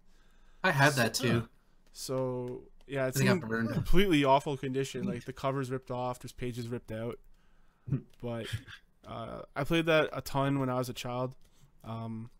We hooked up the Atari every now and then just to see what it was like because I was curious about it. And it wasn't any good. Like it wasn't that great. Like when you're from playing a Super Nintendo and you move down to Atari. But I enjoyed adventure. Like I still found the fun in adventure from what it was. It wasn't until like middle school is when I started cementing my tastes in video games. So I kind of like played a lot of Super Nintendo and a lot of Genesis at the time because my uncle was selling off all their Genesis stuff at a garage sale. So we kind of just got that. It was just like in 2 large laundry baskets. So I played through some of that stuff. But my dad got a computer around 97 or like 96, somewhere around there, 95. So I kind of spent a majority of my time playing computer games. So we would get like those big cases of LucasArts games and like Lucasfilm and stuff like that, like the gigantic packs of games that you could buy. The original Rogue Squadron? Yeah, I think we have the Rogue Squadron. That was solid. That was my first PC game. Yeah, we played it all the time. So like that's kind of where I learned to love the PC, and I didn't even think about consoles at the time. After that, like the N64 and the PlayStation era, I completely missed out on that era. And so like I played a lot of PC games. Like we got Half-Life, like that was like revolutionary at the time, like a first-person shooter that actually played well. Oh yeah. I didn't get to play Doom on there because we had Doom on the Genesis, so I knew Doom as a Genesis game, which is weird. We also played like Baldur's Gate was like my first RPG, or like my first like real like a Western style RPG. So like that opens so many doors. Like that's kind of like, I guess, like I said, when I wanted to go back to my roots, I was thinking like Baldur's Gate was one of them. There's so much stuff to do in there, and I was a kid, like I didn't know what to do. Like I thought, like the only thing I could think of was like I want to be a knight or I want to be a thief. And so I played the knight. I couldn't get through a door. It said you need to lockpick it, so I became a thief. So I lockpicked it and I stole someone's pants and I ran away. Pretty great. Did it get you into Diablo? Yeah, yeah. Like we had Diablo as well. We actually had 2 computers at the time we got Diablo, so we had a LAN party kind of thing. So my dad would play in one room and I would play in the other room, and we just yell at each other for communication. Yeah, like that's what happened to me. I briefly tried Baldur's Gate. I couldn't really get into it, and then found like Fallout and Diablo, and I was like, oh, I like this kind of thing way more. Yeah, I like all of it. Like I have a real thirst for video games because I missed out on the N64 and the PlayStation era. So I was kind of pissed off about that, I guess. So I kind of have this thing about me that I need to play everything and own everything now. That's why I have every single console ever since the 360 era. It's kind of left a chip on my shoulder, I guess, a gamer chip. So I just need to have everything. Yeah, that what was it? Baldur's Gate, that was a huge influence. Diablo, Age of Empires was huge. Like I would play that constantly. Look up cheat codes to get sports cars with rocket launchers on them. And also like Caesar 3. I don't know if any of you guys ever heard of the Caesar series at all. I've heard of it. No, okay. I've only heard of it. It's like a Sim City, but it's placed in Roman times. So it's super cool. Like I would never get to the combat area, but I love the city building in it, because you would have to build aqueducts and make sure like the water gets to the right places and stuff like that. Like it was really involved. It was pretty cool. So yeah, like I really enjoyed that. A lot of sim, amusement park. Played a lot of that. Roller Coaster Tycoon. A lot of these games were burned, I guess. Like I don't remember ever seeing official box copies, but I remember seeing a lot of burnt discs at my time during the time. I talked about the Lucas stuff. That's kind of what got me into the adventure games, because that Lucas pack had like 10 or something. Like it had a bunch of adventure games, like The Dig, Monkey Island, Full Throttle. Like there was so much in there. That's kind of where I came to enjoy that. And I still remember like trying to get sound to work. Like sound was like such a difficult thing to get working on DOS games. Like things is so much more simpler now. It's for PC gaming. It's pretty great. Back then you didn't know like what to do. You had to call up the hotlines. Do you remember when Steam first came about? Yeah, like it was basically just DRM for Half-Life 2. Yeah. Like, yeah. Like everyone hated Steam, and now it's like all hail Gaben. Really interesting. Yeah, like Praise even, be to Lord Gabe. So even up to like around the 360 era, like I still played majority stuff on the PC, like not Baldur's Gate, BioShock I would play on PC, but I did get a PlayStation 2 at the time because I remember playing that with my cousins. Like my cousins they were console gamers and we were PC gamers. It's kind of like how we split up the thing. I remember playing Grand Theft Auto 3, and I remember like really enjoying the open world aspect to it. So like I kind of wanted to get my PlayStation 2 for that. And also it was a DVD player, so like I would get a bunch of DVDs for Christmas and stuff and birthdays, so I'd watch DVDs. Metal Gear Solid, like one of my favorite series ever. Like I didn't really get to play. I played a little bit of the first one because my cousins had a PlayStation 1, but I actually got hurt like while that game was running. Like my cousin attacked me. He didn't really mean to hurt me, but like it was like we were into wrestling at the time, so we did some wrestling moves, and he hurt me. So I went home.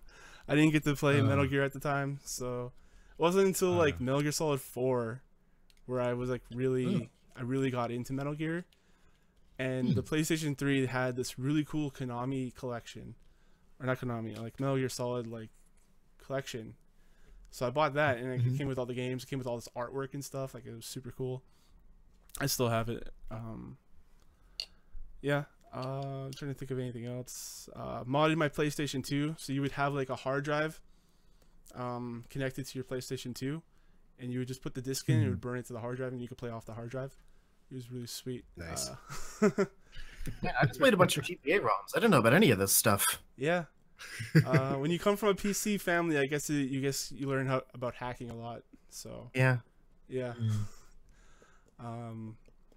So yeah, that was really cool. I played Def Jam that way. Nice. Yeah. I'm actually using that hard drive now, hooked up to my Wii U, but now that's downstairs. So I still have that hard drive from like 2005 or 4 or whatever. What else? Mech Assault 2 I was super into at the time. I was actually the only game where like I got really into playing and joined a clan and had like went online to like the clan website, and we would like take over, like we would just like run raids, not raids, but like we would just destroy other people. Playing like the world domination mode, we would just hop into games and just mow everybody down. And all those guys that were in that clan were like in their 30s, I guess, or something. And I was like 12.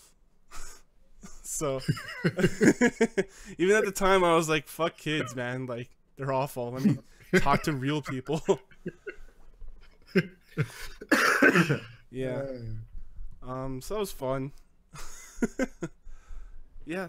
A lot of playing everything. Like the 360, I have a gigantic case of burned copies of games that I would just play. I like how we're just all admitting that we're just pirates right now. Oh, I've always been a a pirate. I have no shame. Yeah. I actually pirate less now than I like ever have. Probably. Yeah.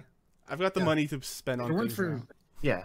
If it weren't for like ROMs and emulators, I never would have discovered how awesome Nintendo was, and I never would have ended up, saving up all my money for that N64 and Ocarina of Time. Fantastic game. And then Majora's Mask, which was even freaking better. I was like, oh, holy crap, they made better. They did. That was one of the very few games I like completely like 100%ed. One of the very few. I got a story I need to tell you guys off air though. Like I don't want to say this one on air because it's kind of. I have a story that it's real quick that I forgot to tell because it's hilarious. It's not me, it's my brother. So, because we were too young to play certain games, so, like we would watch my dad play games. And this was one instance where my dad was playing the original. He was playing Tomb Raider 2. I remember it was Tomb Raider 2. And there was one instance in a cave where like he was trying to get to this ledge and he couldn't get over there. It just kept jumping, falls in the water over and over again. So finally, my dad does it. I'm like kind of asleep, like, yeah, you did it. And my younger brother, the little sass that he is, he goes, looks at the TV, looks at my dad, looks back to the TV, and he goes, You finally did it. Walks away. Like all sarcastically. It's like, you little it's like I can hear my dad muddle, "You little shit." You finally Nice. did it. Good stuff. Yeah, but we like. I just want to share one more thing is about my sister and my dad. So we were super into building computers and stuff at the time, and my sister wanted to learn how to build computers. But what she was doing at the time was like really messing up the motherboard. Like she wanted to be like dad, and so like my dad just left out his computer stuff that he was working on the dining room table. My sister grabs pliers and starts like pulling stuff off the motherboard, and she's like, "I'm fixing it just like you." Wow. So yeah. Yeah. Yeah. Actually, really quick. I know we keep saying one more thing, but when like I said, we didn't really have any systems or anything growing up, and we had like an old, like I think it was an Apple II computer or something, like no mouse or anything, literally just like keyboard interface and all. And my brother would make like these old, like very simple games, just like coding in this Apple II. Yeah. And so like we'd try to kind of make out these little things, and they were never good, but it was like kind of our experience of gaming, because like I said, we'd go to my aunt's and play stuff, and then come home, and it's like I miss games, because we just had the Game Boys. And there's also like before we had an SNES, we made the third dungeon, like second dungeon, I guess, the sand dungeon from Link to the Past, out of Legos. Wow. And like ran through the dungeon with Nice. Legos. That's cool. Because like we didn't have the game, so we're just like doing it from memory and trying to, play through Zelda as if we actually had the game. It was really sad. Yeah. We did a lot of really sad things before we had video games. Oh, But we're creative, so yeah. Yeah. Another thing is that we got really into the peripheral scene for PC. So my dad would have like the driving wheel and the pedals, and so we would play like Interstate 76, which is a car combat game with like a story set in the 70s. And so like it was super cool to play stuff like that. We also had the flight stick, like the Microsoft force feedback flight stick. And so we'd play like Wing Commander like that. Like that stuff was fun. I kind of looked into getting a steering wheel and floor pads again, but that stuff is like $1,000. So I'm like, Yeah. nah. Yeah, it's expensive. Really expensive. yeah, I'd play those at a friend's house, and he was like super good at the flight simulators, and then he became a pilot for the army. Oh wow. So Nice. video games are good. Nice. Yeah. Yeah. Justin, you want to tell people where to find your stuff? Sure. I am at Zero Score on Twitter, YouTube, Twitch, wherever you look up Zero Score, it's probably me. If it's not, dox them. Damn. I'm doing weekly Final Fantasy IX story play videos on YouTube. They will be on Twitch eventually. I'm having issues with the Premiere thing. It likes to fail, like mid-upload. And so I'll just leave it for a while and come back, and it would have errored out. So I'm kind of annoyed at that. I'm not going to host them there first. But I'll work on it. Maybe as they get better. But yeah, those are going to be happening for the foreseeable future. There's like almost a year's worth of weekly videos there. So even with cutting out a lot of stuff, that's a long game. I've also got a few ideas of things I want to make in the future. I've kind of been putting them on hold because I just don't really feel like recording stuff in this house. I don't really have a good setup still, and I'm never satisfied with how it looks. So I kind of want to have a new house first where I can kind of modify things a little bit more, but we'll see. I've got one I at least want to do for Marvel Month, because in the past I've always made May Marvel Month. And so I've been kind of coming up with a few ideas of what I could do for that. So if I'm not like, in the middle of a move by then, I'll probably put out some stuff for that. But for now, I'm just kind of coasting, honestly. But, I'm always here. Like I said, I'm going to be putting up a quick shot of Blossom Tales, if nothing else. I know me and Love still got some stuff to do. So, yeah, always find me here. Low. You can find me on Twitter at Nero the Hero, N3R0THEH3R0. You can also find me on YouTube, Near the Hero All with Letters. I have started to gain some momentum as far as the lowdown. We actually just released a new episode yesterday talking about small channels. I just sort of invite people on and just have them sort of just talk about whatever their thoughts are on the subject. So these first couple episodes were just I was just kind of keeping it on my Discord channel, just because it's just smaller group, easier to manage.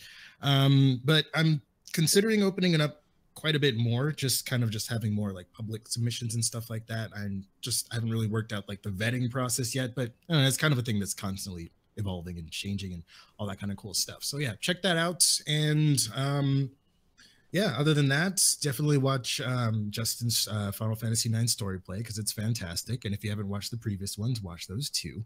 Because you're all in them, so it's okay. Yeah, we are. And other than that, yeah, you guys can find me here as usual with these fine gentlemen, and that's pretty much it. Ben. You can go to twitter.com/marvelousiggy for things all concerning the self-proclaimed Marvelous One, as well as every other Monday and potentially other days, but for sure every other Monday, you can go to twitch.tv/Iggy2814, where I'm going to be doing Paper Mario live stream sessions. I already did the first one. Thomas, you were there, and I appreciate that. Yeah, I've been wanting to play that game for a while. I didn't talk about it earlier because there's not much to talk about, and it's very witty. But yeah, if you want to come see me play it live every other Monday, so not this coming Monday, but the following Monday. If you can't remind yourself, just follow me on Twitter. I'll usually tweet it out that day of, or like an hour before I'm about to start, or 2 hours, unless something happens. And that's about it for me right now, though. Yeah. You can find me, your host Thomas, on Twitter at CSG Thomas on Twitter. You can also find me at charshot.com. You can also email me, thomas@charshot.com. Until then, guys, enjoy your games. Bye, everyone. I'm not stopping it. Okay. Yeah. Stop it. News time. Hello, everyone. Welcome to the Video Game Newsy News Show, hosted by your host, Thomas, and Justin. I wasn't going to make fun of your host thing, but I feel like you were waiting for me to. Lo. Hello, everyone. And Ben. I am the Marvelous One, not the self-proclaimed anymore. I have a new confidence in myself. Let's see how long that lasts. Oh, that's nice. I'll give it to the end of this episode. Yeah. You're not wrong, but let's see how it goes. Baby steps, baby. Yeah, so we kind of went really long on the Gamescast this week. So we've only got like 5 or 6 stories for the news show, so we might keep it short. So starting off with our first news segment here, we got Nintendo Switch Online paid services coming September 2018. So yeah, that's pretty much that's all there is to it. Is that they're finally like setting up a release window for their new online service. It's kind of sad. This was just literally a tweet announcement. Like, yeah, we need more than that at this point. Yeah, we still have all that old news of like it's supposed to be $20 for the year. It's supposed to have like a classic game that you can play a month. But yeah, there's all there is to it. You guys don't care? Want to hear more? It feels weird for them to just drop. It's coming. What about price? It's coming. Yeah. What about what's gonna be available? It's coming. That's all it is. It feels. It should have been part of like a bigger direct. Like saying this, it's gonna come out on this. It's gonna start this month, and it's gonna come with this, and this is what you're gonna get, and then here's your payment options. Not just it's coming. Well, I mean, they announced the payment options and stuff before, so like I guess they didn't. Not feel like American though, right? Like they did a conversion rate, but like that's true. I mean. It's not official though, like at least in America. That's what I'm saying. Okay. It's weird. Yeah. All right. I mean, I assume they'll say more in the next direct, which I guarantee will be in March to coincide with like the 1-year anniversary of the system. But still, it's like, why even put this out? It's just to like, hey, it's still coming in 2018, by the way, and nothing else. It's just seems a little strange. But I guess we would have complained if they didn't say anything either, and it wouldn't have been news then. So Oh, people are gonna complain no matter what. Yeah. Yeah. Fair point. Speaking of things that are coming, Red Dead Redemption 2 will be released October 26th, 2018. I love that the meme that was going around for this was like crying because like that's the other developers releasing games around that time, because apparently no other game matters once Red Dead Redemption 2 comes out. Apparently, I don't get it, but neither do I. But it feels like a lot of people were saying like Red Dead's really great, right? It was really great, but I just feel like we might, call me wrong, call me cynical, we may be overhyping this one, because I guarantee you they're hyping it up, and when it comes out, it's gonna get trashed. Not because it's a bad game, No. because it's overhyped. Watch. I'm to be fair, now that Rockstar only puts out one game every 5 years or so, like I guess each one is really hyped. Yeah. Well, that and there's also the fact that it's no secret that there's going to be microtransactions in this game. That's my concern. Whoa, I didn't know that. Yeah, there's like a Red Dead Online thing again for it. Oh yeah, totally. And just ever since like GTA, ever since the success of GTA Online, they've just been like, oh yeah, we're gonna put microtransactions in all of our games from now on. That's like, as to how they're going to employ that. That's probably I'm more interested in that about this game, how they're actually going to handle it business model wise, than really the actual game itself. Because I mean, don't get me wrong, the game itself does look beautiful, and it's kind of irrelevant to me because I'm not going to go and buy a console just to play this game. I'll happily wait for it to get ported if it ever gets ported. There's some weird the original one theories never going got on out ported. there that there's a theory going out there that this one won't get ported either. But if it happens, it happens. I don't know. It's gonna be interesting. That's for sure. Yeah, I might buy a PS4 for this though, like real talk. Because I love the first it looks so much. It looks really good. The screenshots they've shown off, the trailer that they showed a while back. I never played the others. The first one, there's only one. Well, no, there's Red Dead Revolver. That's not a Rockstar game. You don't need to play But that one. it's in this series. It's just Rockstar picked up the series after. It doesn't matter. Stories wise, you just need to play Redemption. Yeah, and that's all that matters. I'm just saying there is another one, even if it's not developed by Rockstar. It's a totally different game. Yeah, it's more of an arcade shooter than anything else. Yeah, definitely. It's the inspiration for Redemption. Nah. Not really. I mean, it's kind of like it's like Cloverfield. They just got the name and released something under the name. Yeah. Mm-hmm. And gave us one of the best single player protagonists in a quite long time. Yeah, he was pretty good, John Marston. Mm-hmm. October 26th. I think they're gonna hit that date. Like they actually say a real date, not like a window or a month. Yeah. So hopefully, gives me hope that they're actually gonna hit that date. What else? We got Mario Kart Tour announced for mobile. This is the Mario Kart mobile game. There you go. I misread this and I thought there was gonna be like a Mario Kart like Pro League. I was like, well, sign me up. And then I read it like, oh, that's even more. That's disappointing. But happy for people who've been wanting this. I mean, this is a smart one though, because like the one mobile genre that like is as good as console versions is racing games. Because it's something that just translates well to mobile, as far as like maybe doing like the gyroscope steering or whatever. There's always been some really solid 3D racers on mobile. So I think we'll get like a full Mario Kart experience. It just might have microtransactions, which is fine. But yeah, they say it's going to come out within like this fiscal year, which is like through March 2019. So considering this is the only other mobile title announced right now, I kind of hope it's before March 2019.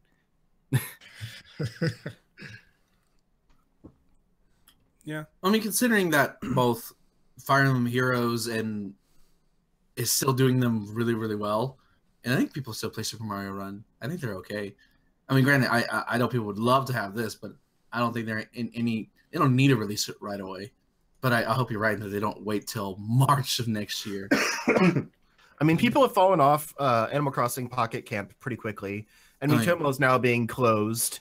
Right. So, like, clearly their games don't have super long legs, so I feel like they need to release them a little quicker. And they said they're trying to pick that up because they only released, like, what was it, 3 or 4 of the 5 games that they were supposed to release last year that they had promised.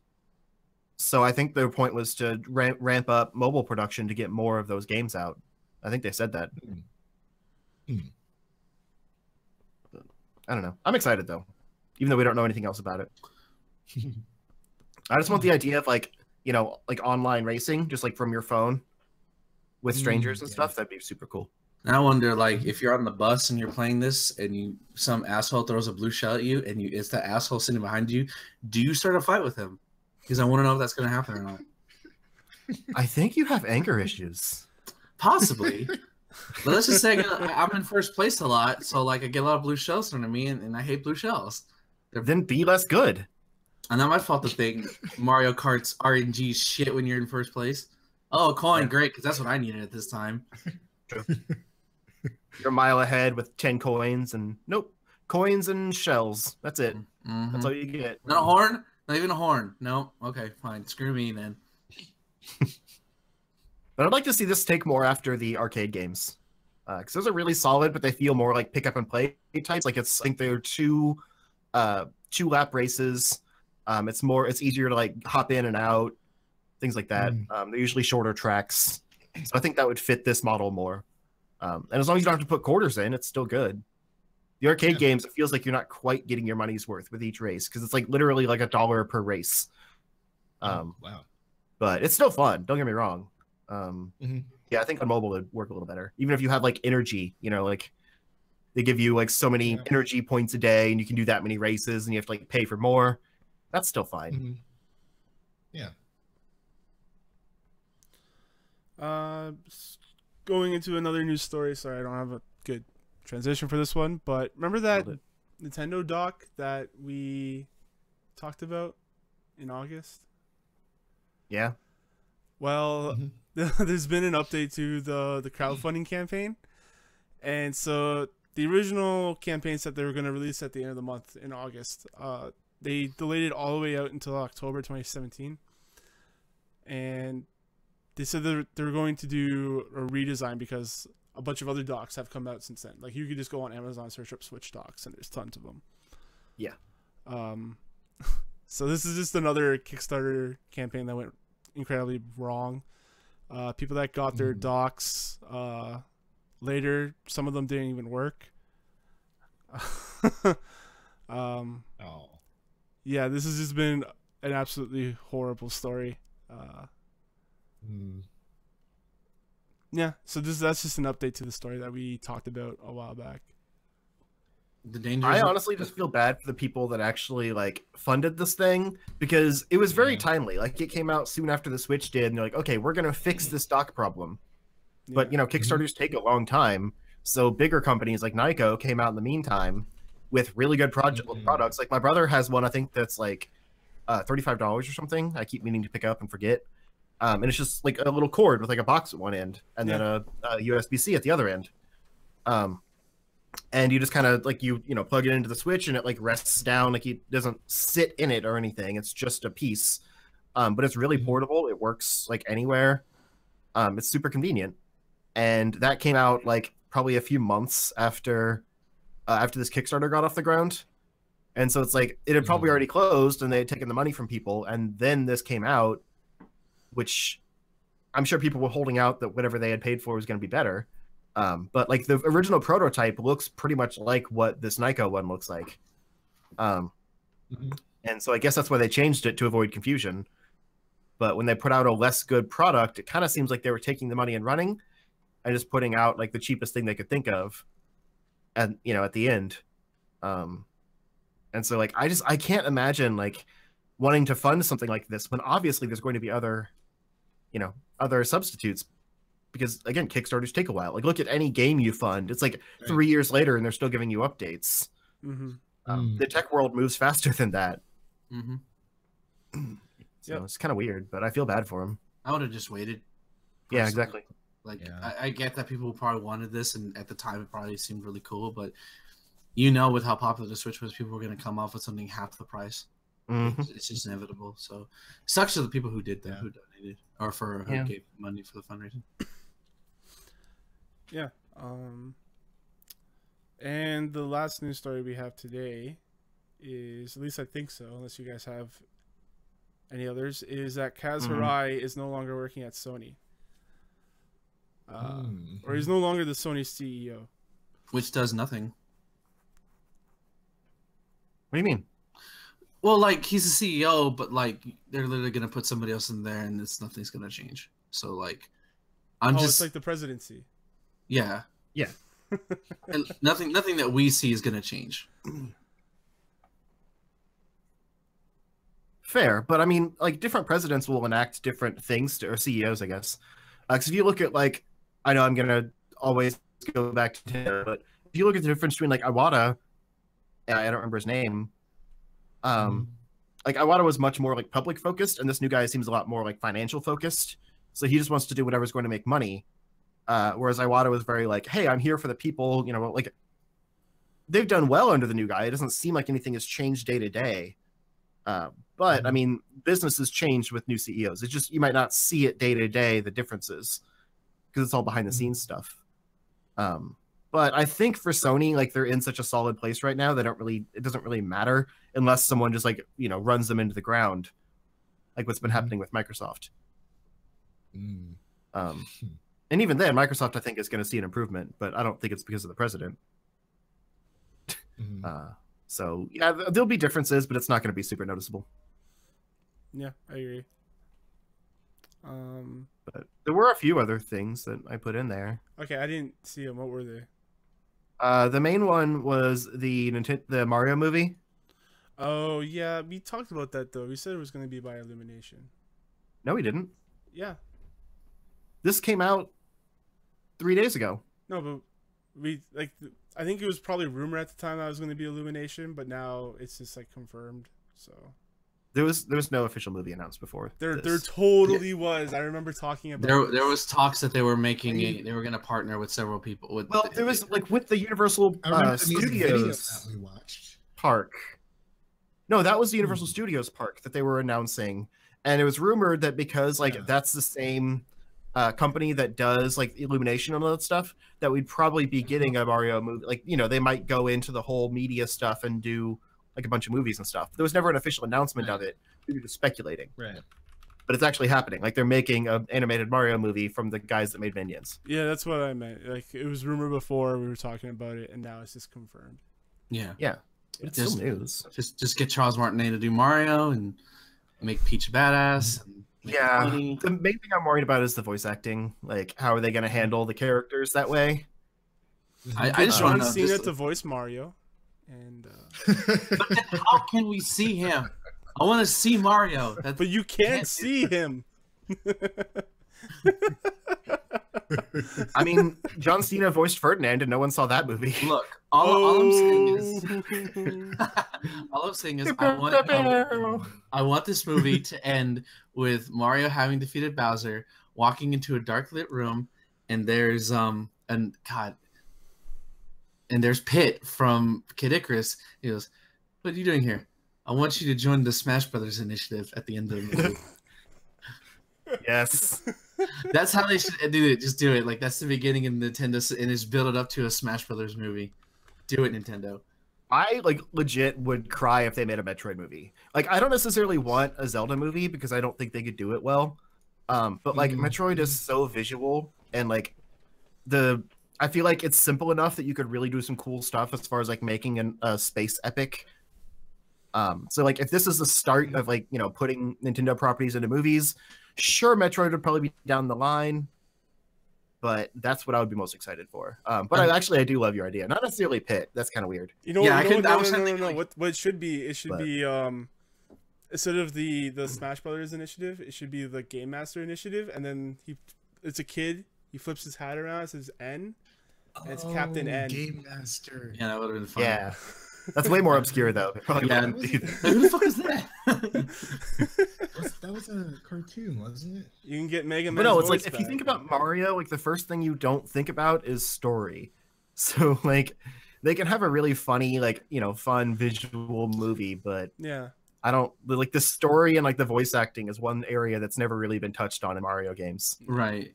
I mean, if they make it in like the funniness of like say the Mario and Luigi games, I think they'll be fine because those games are very funny and very entertaining. And obviously, you're not gonna have Luigi go for the entire movie. You're gonna have him talk. Banana. But if they make it like just humorous, you know, and you know, all I really want from it is just Peach to like have her badass moment. That's what I really want. Like I don't want her just to be the damsel in this movie. She'll I feel float like that's in some scene. She'll float with her hover jump. Yeah, I want her to come in at the end and like save the day. Like, you know, you think that you're rescuing her the whole time, and then you like let her out, and like she's the one that beats the bad guy, who I assume is Bowser. She'll float too. She'll float too. Always find a way. Mm-hmm. All right. Is there anything But also, else? I really want a Smash Brothers initiative. Smash Bros. Smash Bros would be cool. I'd like Smash Bros.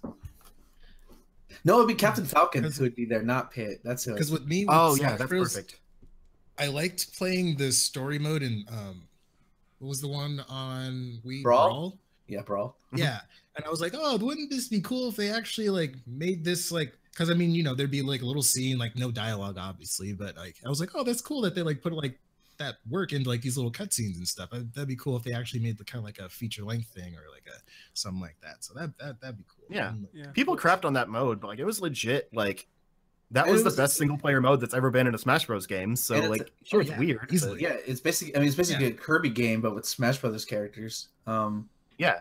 So like that's why it's so good. And everything needs to be a universe nowadays. So Give me my Kirby game. Just my Kirby movie. Just give me that. I don't care if it's rated. I will see that movie. I will punch all the 2-year-olds who are gonna go see Kirby. Kirby's already had plenty of success in cartoon form. I don't think he needs a movie. He needs a movie.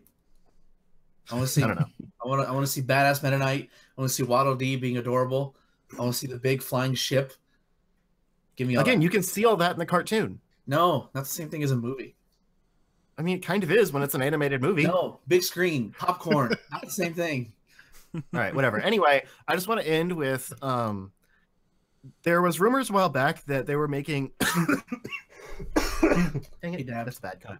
That they were making a like Star Fox / Metroid game. I don't know if it was ever actually in development or if it was literally just rumors. But for one, I really think that might be what Retro's working on, because they've used to say, because they're not making the next Metroid Prime game if they were making like some kind of collaboration thing that ends up being like kind of a new IP type thing, but with those characters in it. But I think that would work really well as like kind of a crossover type movie, because Star Fox and Metroid I both think would make really good animated. Honestly, I prefer a live action Metroid movie, but kind of like that short that Jessica Chobot was in, I think, a while back. Anyway, but I think Star Fox would be a better animated movie just because you don't want to deal with live action and the anthropomorphized animals and whatnot. But having like kind of a crossover thing, if they do an all animated with the first time like Fox and his friends meet Samus, like they just go on a planet to do something and like she's there and like that's the end tag, and then like the next one is like a team up movie. Like that kind of thing sounds cool as far as like mashing these worlds together. You don't want to do the dark origin of Star Fox where they have their legs amputated to get those metal legs put on? Nope. I want to see. Don't touch any of that. Just let it be. Yeah. Do a barrel roll. That's all we need from Star Fox, man. Yeah. Save all the dark stuff for Metroid. Yeah, kill all the rest of that with fire. Yeah. I think that would be a really sweet game idea, because then you would have aerial and ground stuff. Like all the Metroid stuff would be on the ground, and you would just play as Star Fox shooting at space pirates. I picture them both being both. No. Like you would have different missions, because I like Fox on the ground. No, Star Fox Adventure is a good game. Dang it it, doesn't belong on the ground. I like that game too. I'm gonna plus one that. I've never played it, but every time I played a game where he's on the ground, it's awful. Well, yeah, because most of them aren't built for that. But Star Fox Adventure is literally just a Zelda game with Fox in it. Like, it plays really well. All the others are like actual Star Fox games, and they just like awkwardly throw in ground combat, and it's not good. He belongs in space, not on the ground. That's all. It's called Star Fox, not Ground Fox. But like, you know, they've had a few Metroid games where she's dabbled in space stuff, but you never really get to play the space stuff. You only play the ground stuff. So I'd like to see her in space Boots on too. the ground, yeah. That'd be cool. I want to see Samus dogfight. How rad would that be? Right? Her It's all ship's just not, cutscenes. her ship's not made for dogfighting, though, is it? It's too big. I She guess should it do is. it. She's Samus. It's like the In Falcon. Prime I 3, guess. it gets missiles and stuff attached to it, but you just What's like that call what it you're into the talking about? ground, and that's it. It's lame. You never use them in space. Okay, Hmm. give me my Kid Icarus movie with all the sass in the 3DS game. I want all that sass. Eggplants for days. Mm-hmm. Icarus makes love to an eggplant. All right, so that's it. That'll be the end of the show, unless you got more news stories. I mean, the Switch outsold the Wii U, but that's not surprising. yeah, that's yeah. It's impressive, but it's not surprising. Yeah, I still love my Wii U. they're aiming to hit 20 million units by the end of the year, I think. Yeah. Yeah. Seems like it. All right. So Justin, where you want to tell the people where to go? You can find me at Zero Score on Twitter, YouTube, Twitch, all those good places. I'm pretty much just doing the Final Fantasy IX story play stuff every week, but check those out because they're pretty great. I'm proud of them, and all these fine gentlemen are in it. So yeah, find that on YouTube and also eventually on Twitch. Having issues uploading them there, but it happens. And then of course here, well, here on Charge Shot, and also I guess on the radio station. Lo, where can people find you? You can find me on Twitter at Near the Hero N3R0 THEH3R0. You can also find me on YouTube, Near the Hero, all with letters. Check out the Lowdown. It's a new series I'm working on. It's just where I take a subject, people submit audio stuff, and I edit it all together. And it's fun. It's a good time. Show you some new music you might not have listened to otherwise. And you can find me here every week with these fine gentlemen, as always. And Ben. You can find me at twitter.com/marvelousiki, where I am the marvelous one, no longer the self-acclaimed. Hey, it didn't end at the end. Yay, it's stuck. Yay. Cave Story is officially back, at least for the week. I'm feeling a little fatigued, so I'm waiting to see if I can clear my throat before I start recording again. But I'm literally at the end of the game, so I just got to sit down and record it. But Cave Story resumes this week, hopefully, and it'll conclude the following week. And I've officially decided what my next Let's Play is going to be. It was either going to be Owlboy, which is coming out for the Switch on the 13th, or it was going to be this other one, a little game you might have heard of last year, the game that made me cry on this podcast. I'm going to do a Let's Play of Sonic Mania. So there you go. So it's basically just me being just extremely ecstatic about the game from start to finish. But I haven't decided, so I'm gonna let y'all decide. Should I just do your traditional Sonic and Tails run, or should I do a Knuckles run? Knuckles and Knuckles. Knuckles and Knuckles. No, because I can't save that. I can't save that in that mode, and I don't have time to. I can't record it all in one session. But also you could go to twitch.tv/Iggy2814. Every other Monday, I'm going to be streaming Paper Mario because I've never played it and I've been wanting to. Not the popular one, but the one that started it all. Well, not really the one that started it all. The middle child, the one that everybody overlooks, but is still loved anyways. Kind of like me. Anyways, so yeah, every other Monday you can go there and find it. They're also, and I'll upload the VODs onto YouTube. So just look on my Twitter for when they go live on there in case you can't make the live stream. So far, that game is pretty fun, pretty witty. Bowser's hilarious. But that's all for me right now. And you can find me, your host, Thomas, here on chartershot.com. You can also find me on Twitter, at CSGThomas on Twitter. You can also email me, thomas@chartershot.com.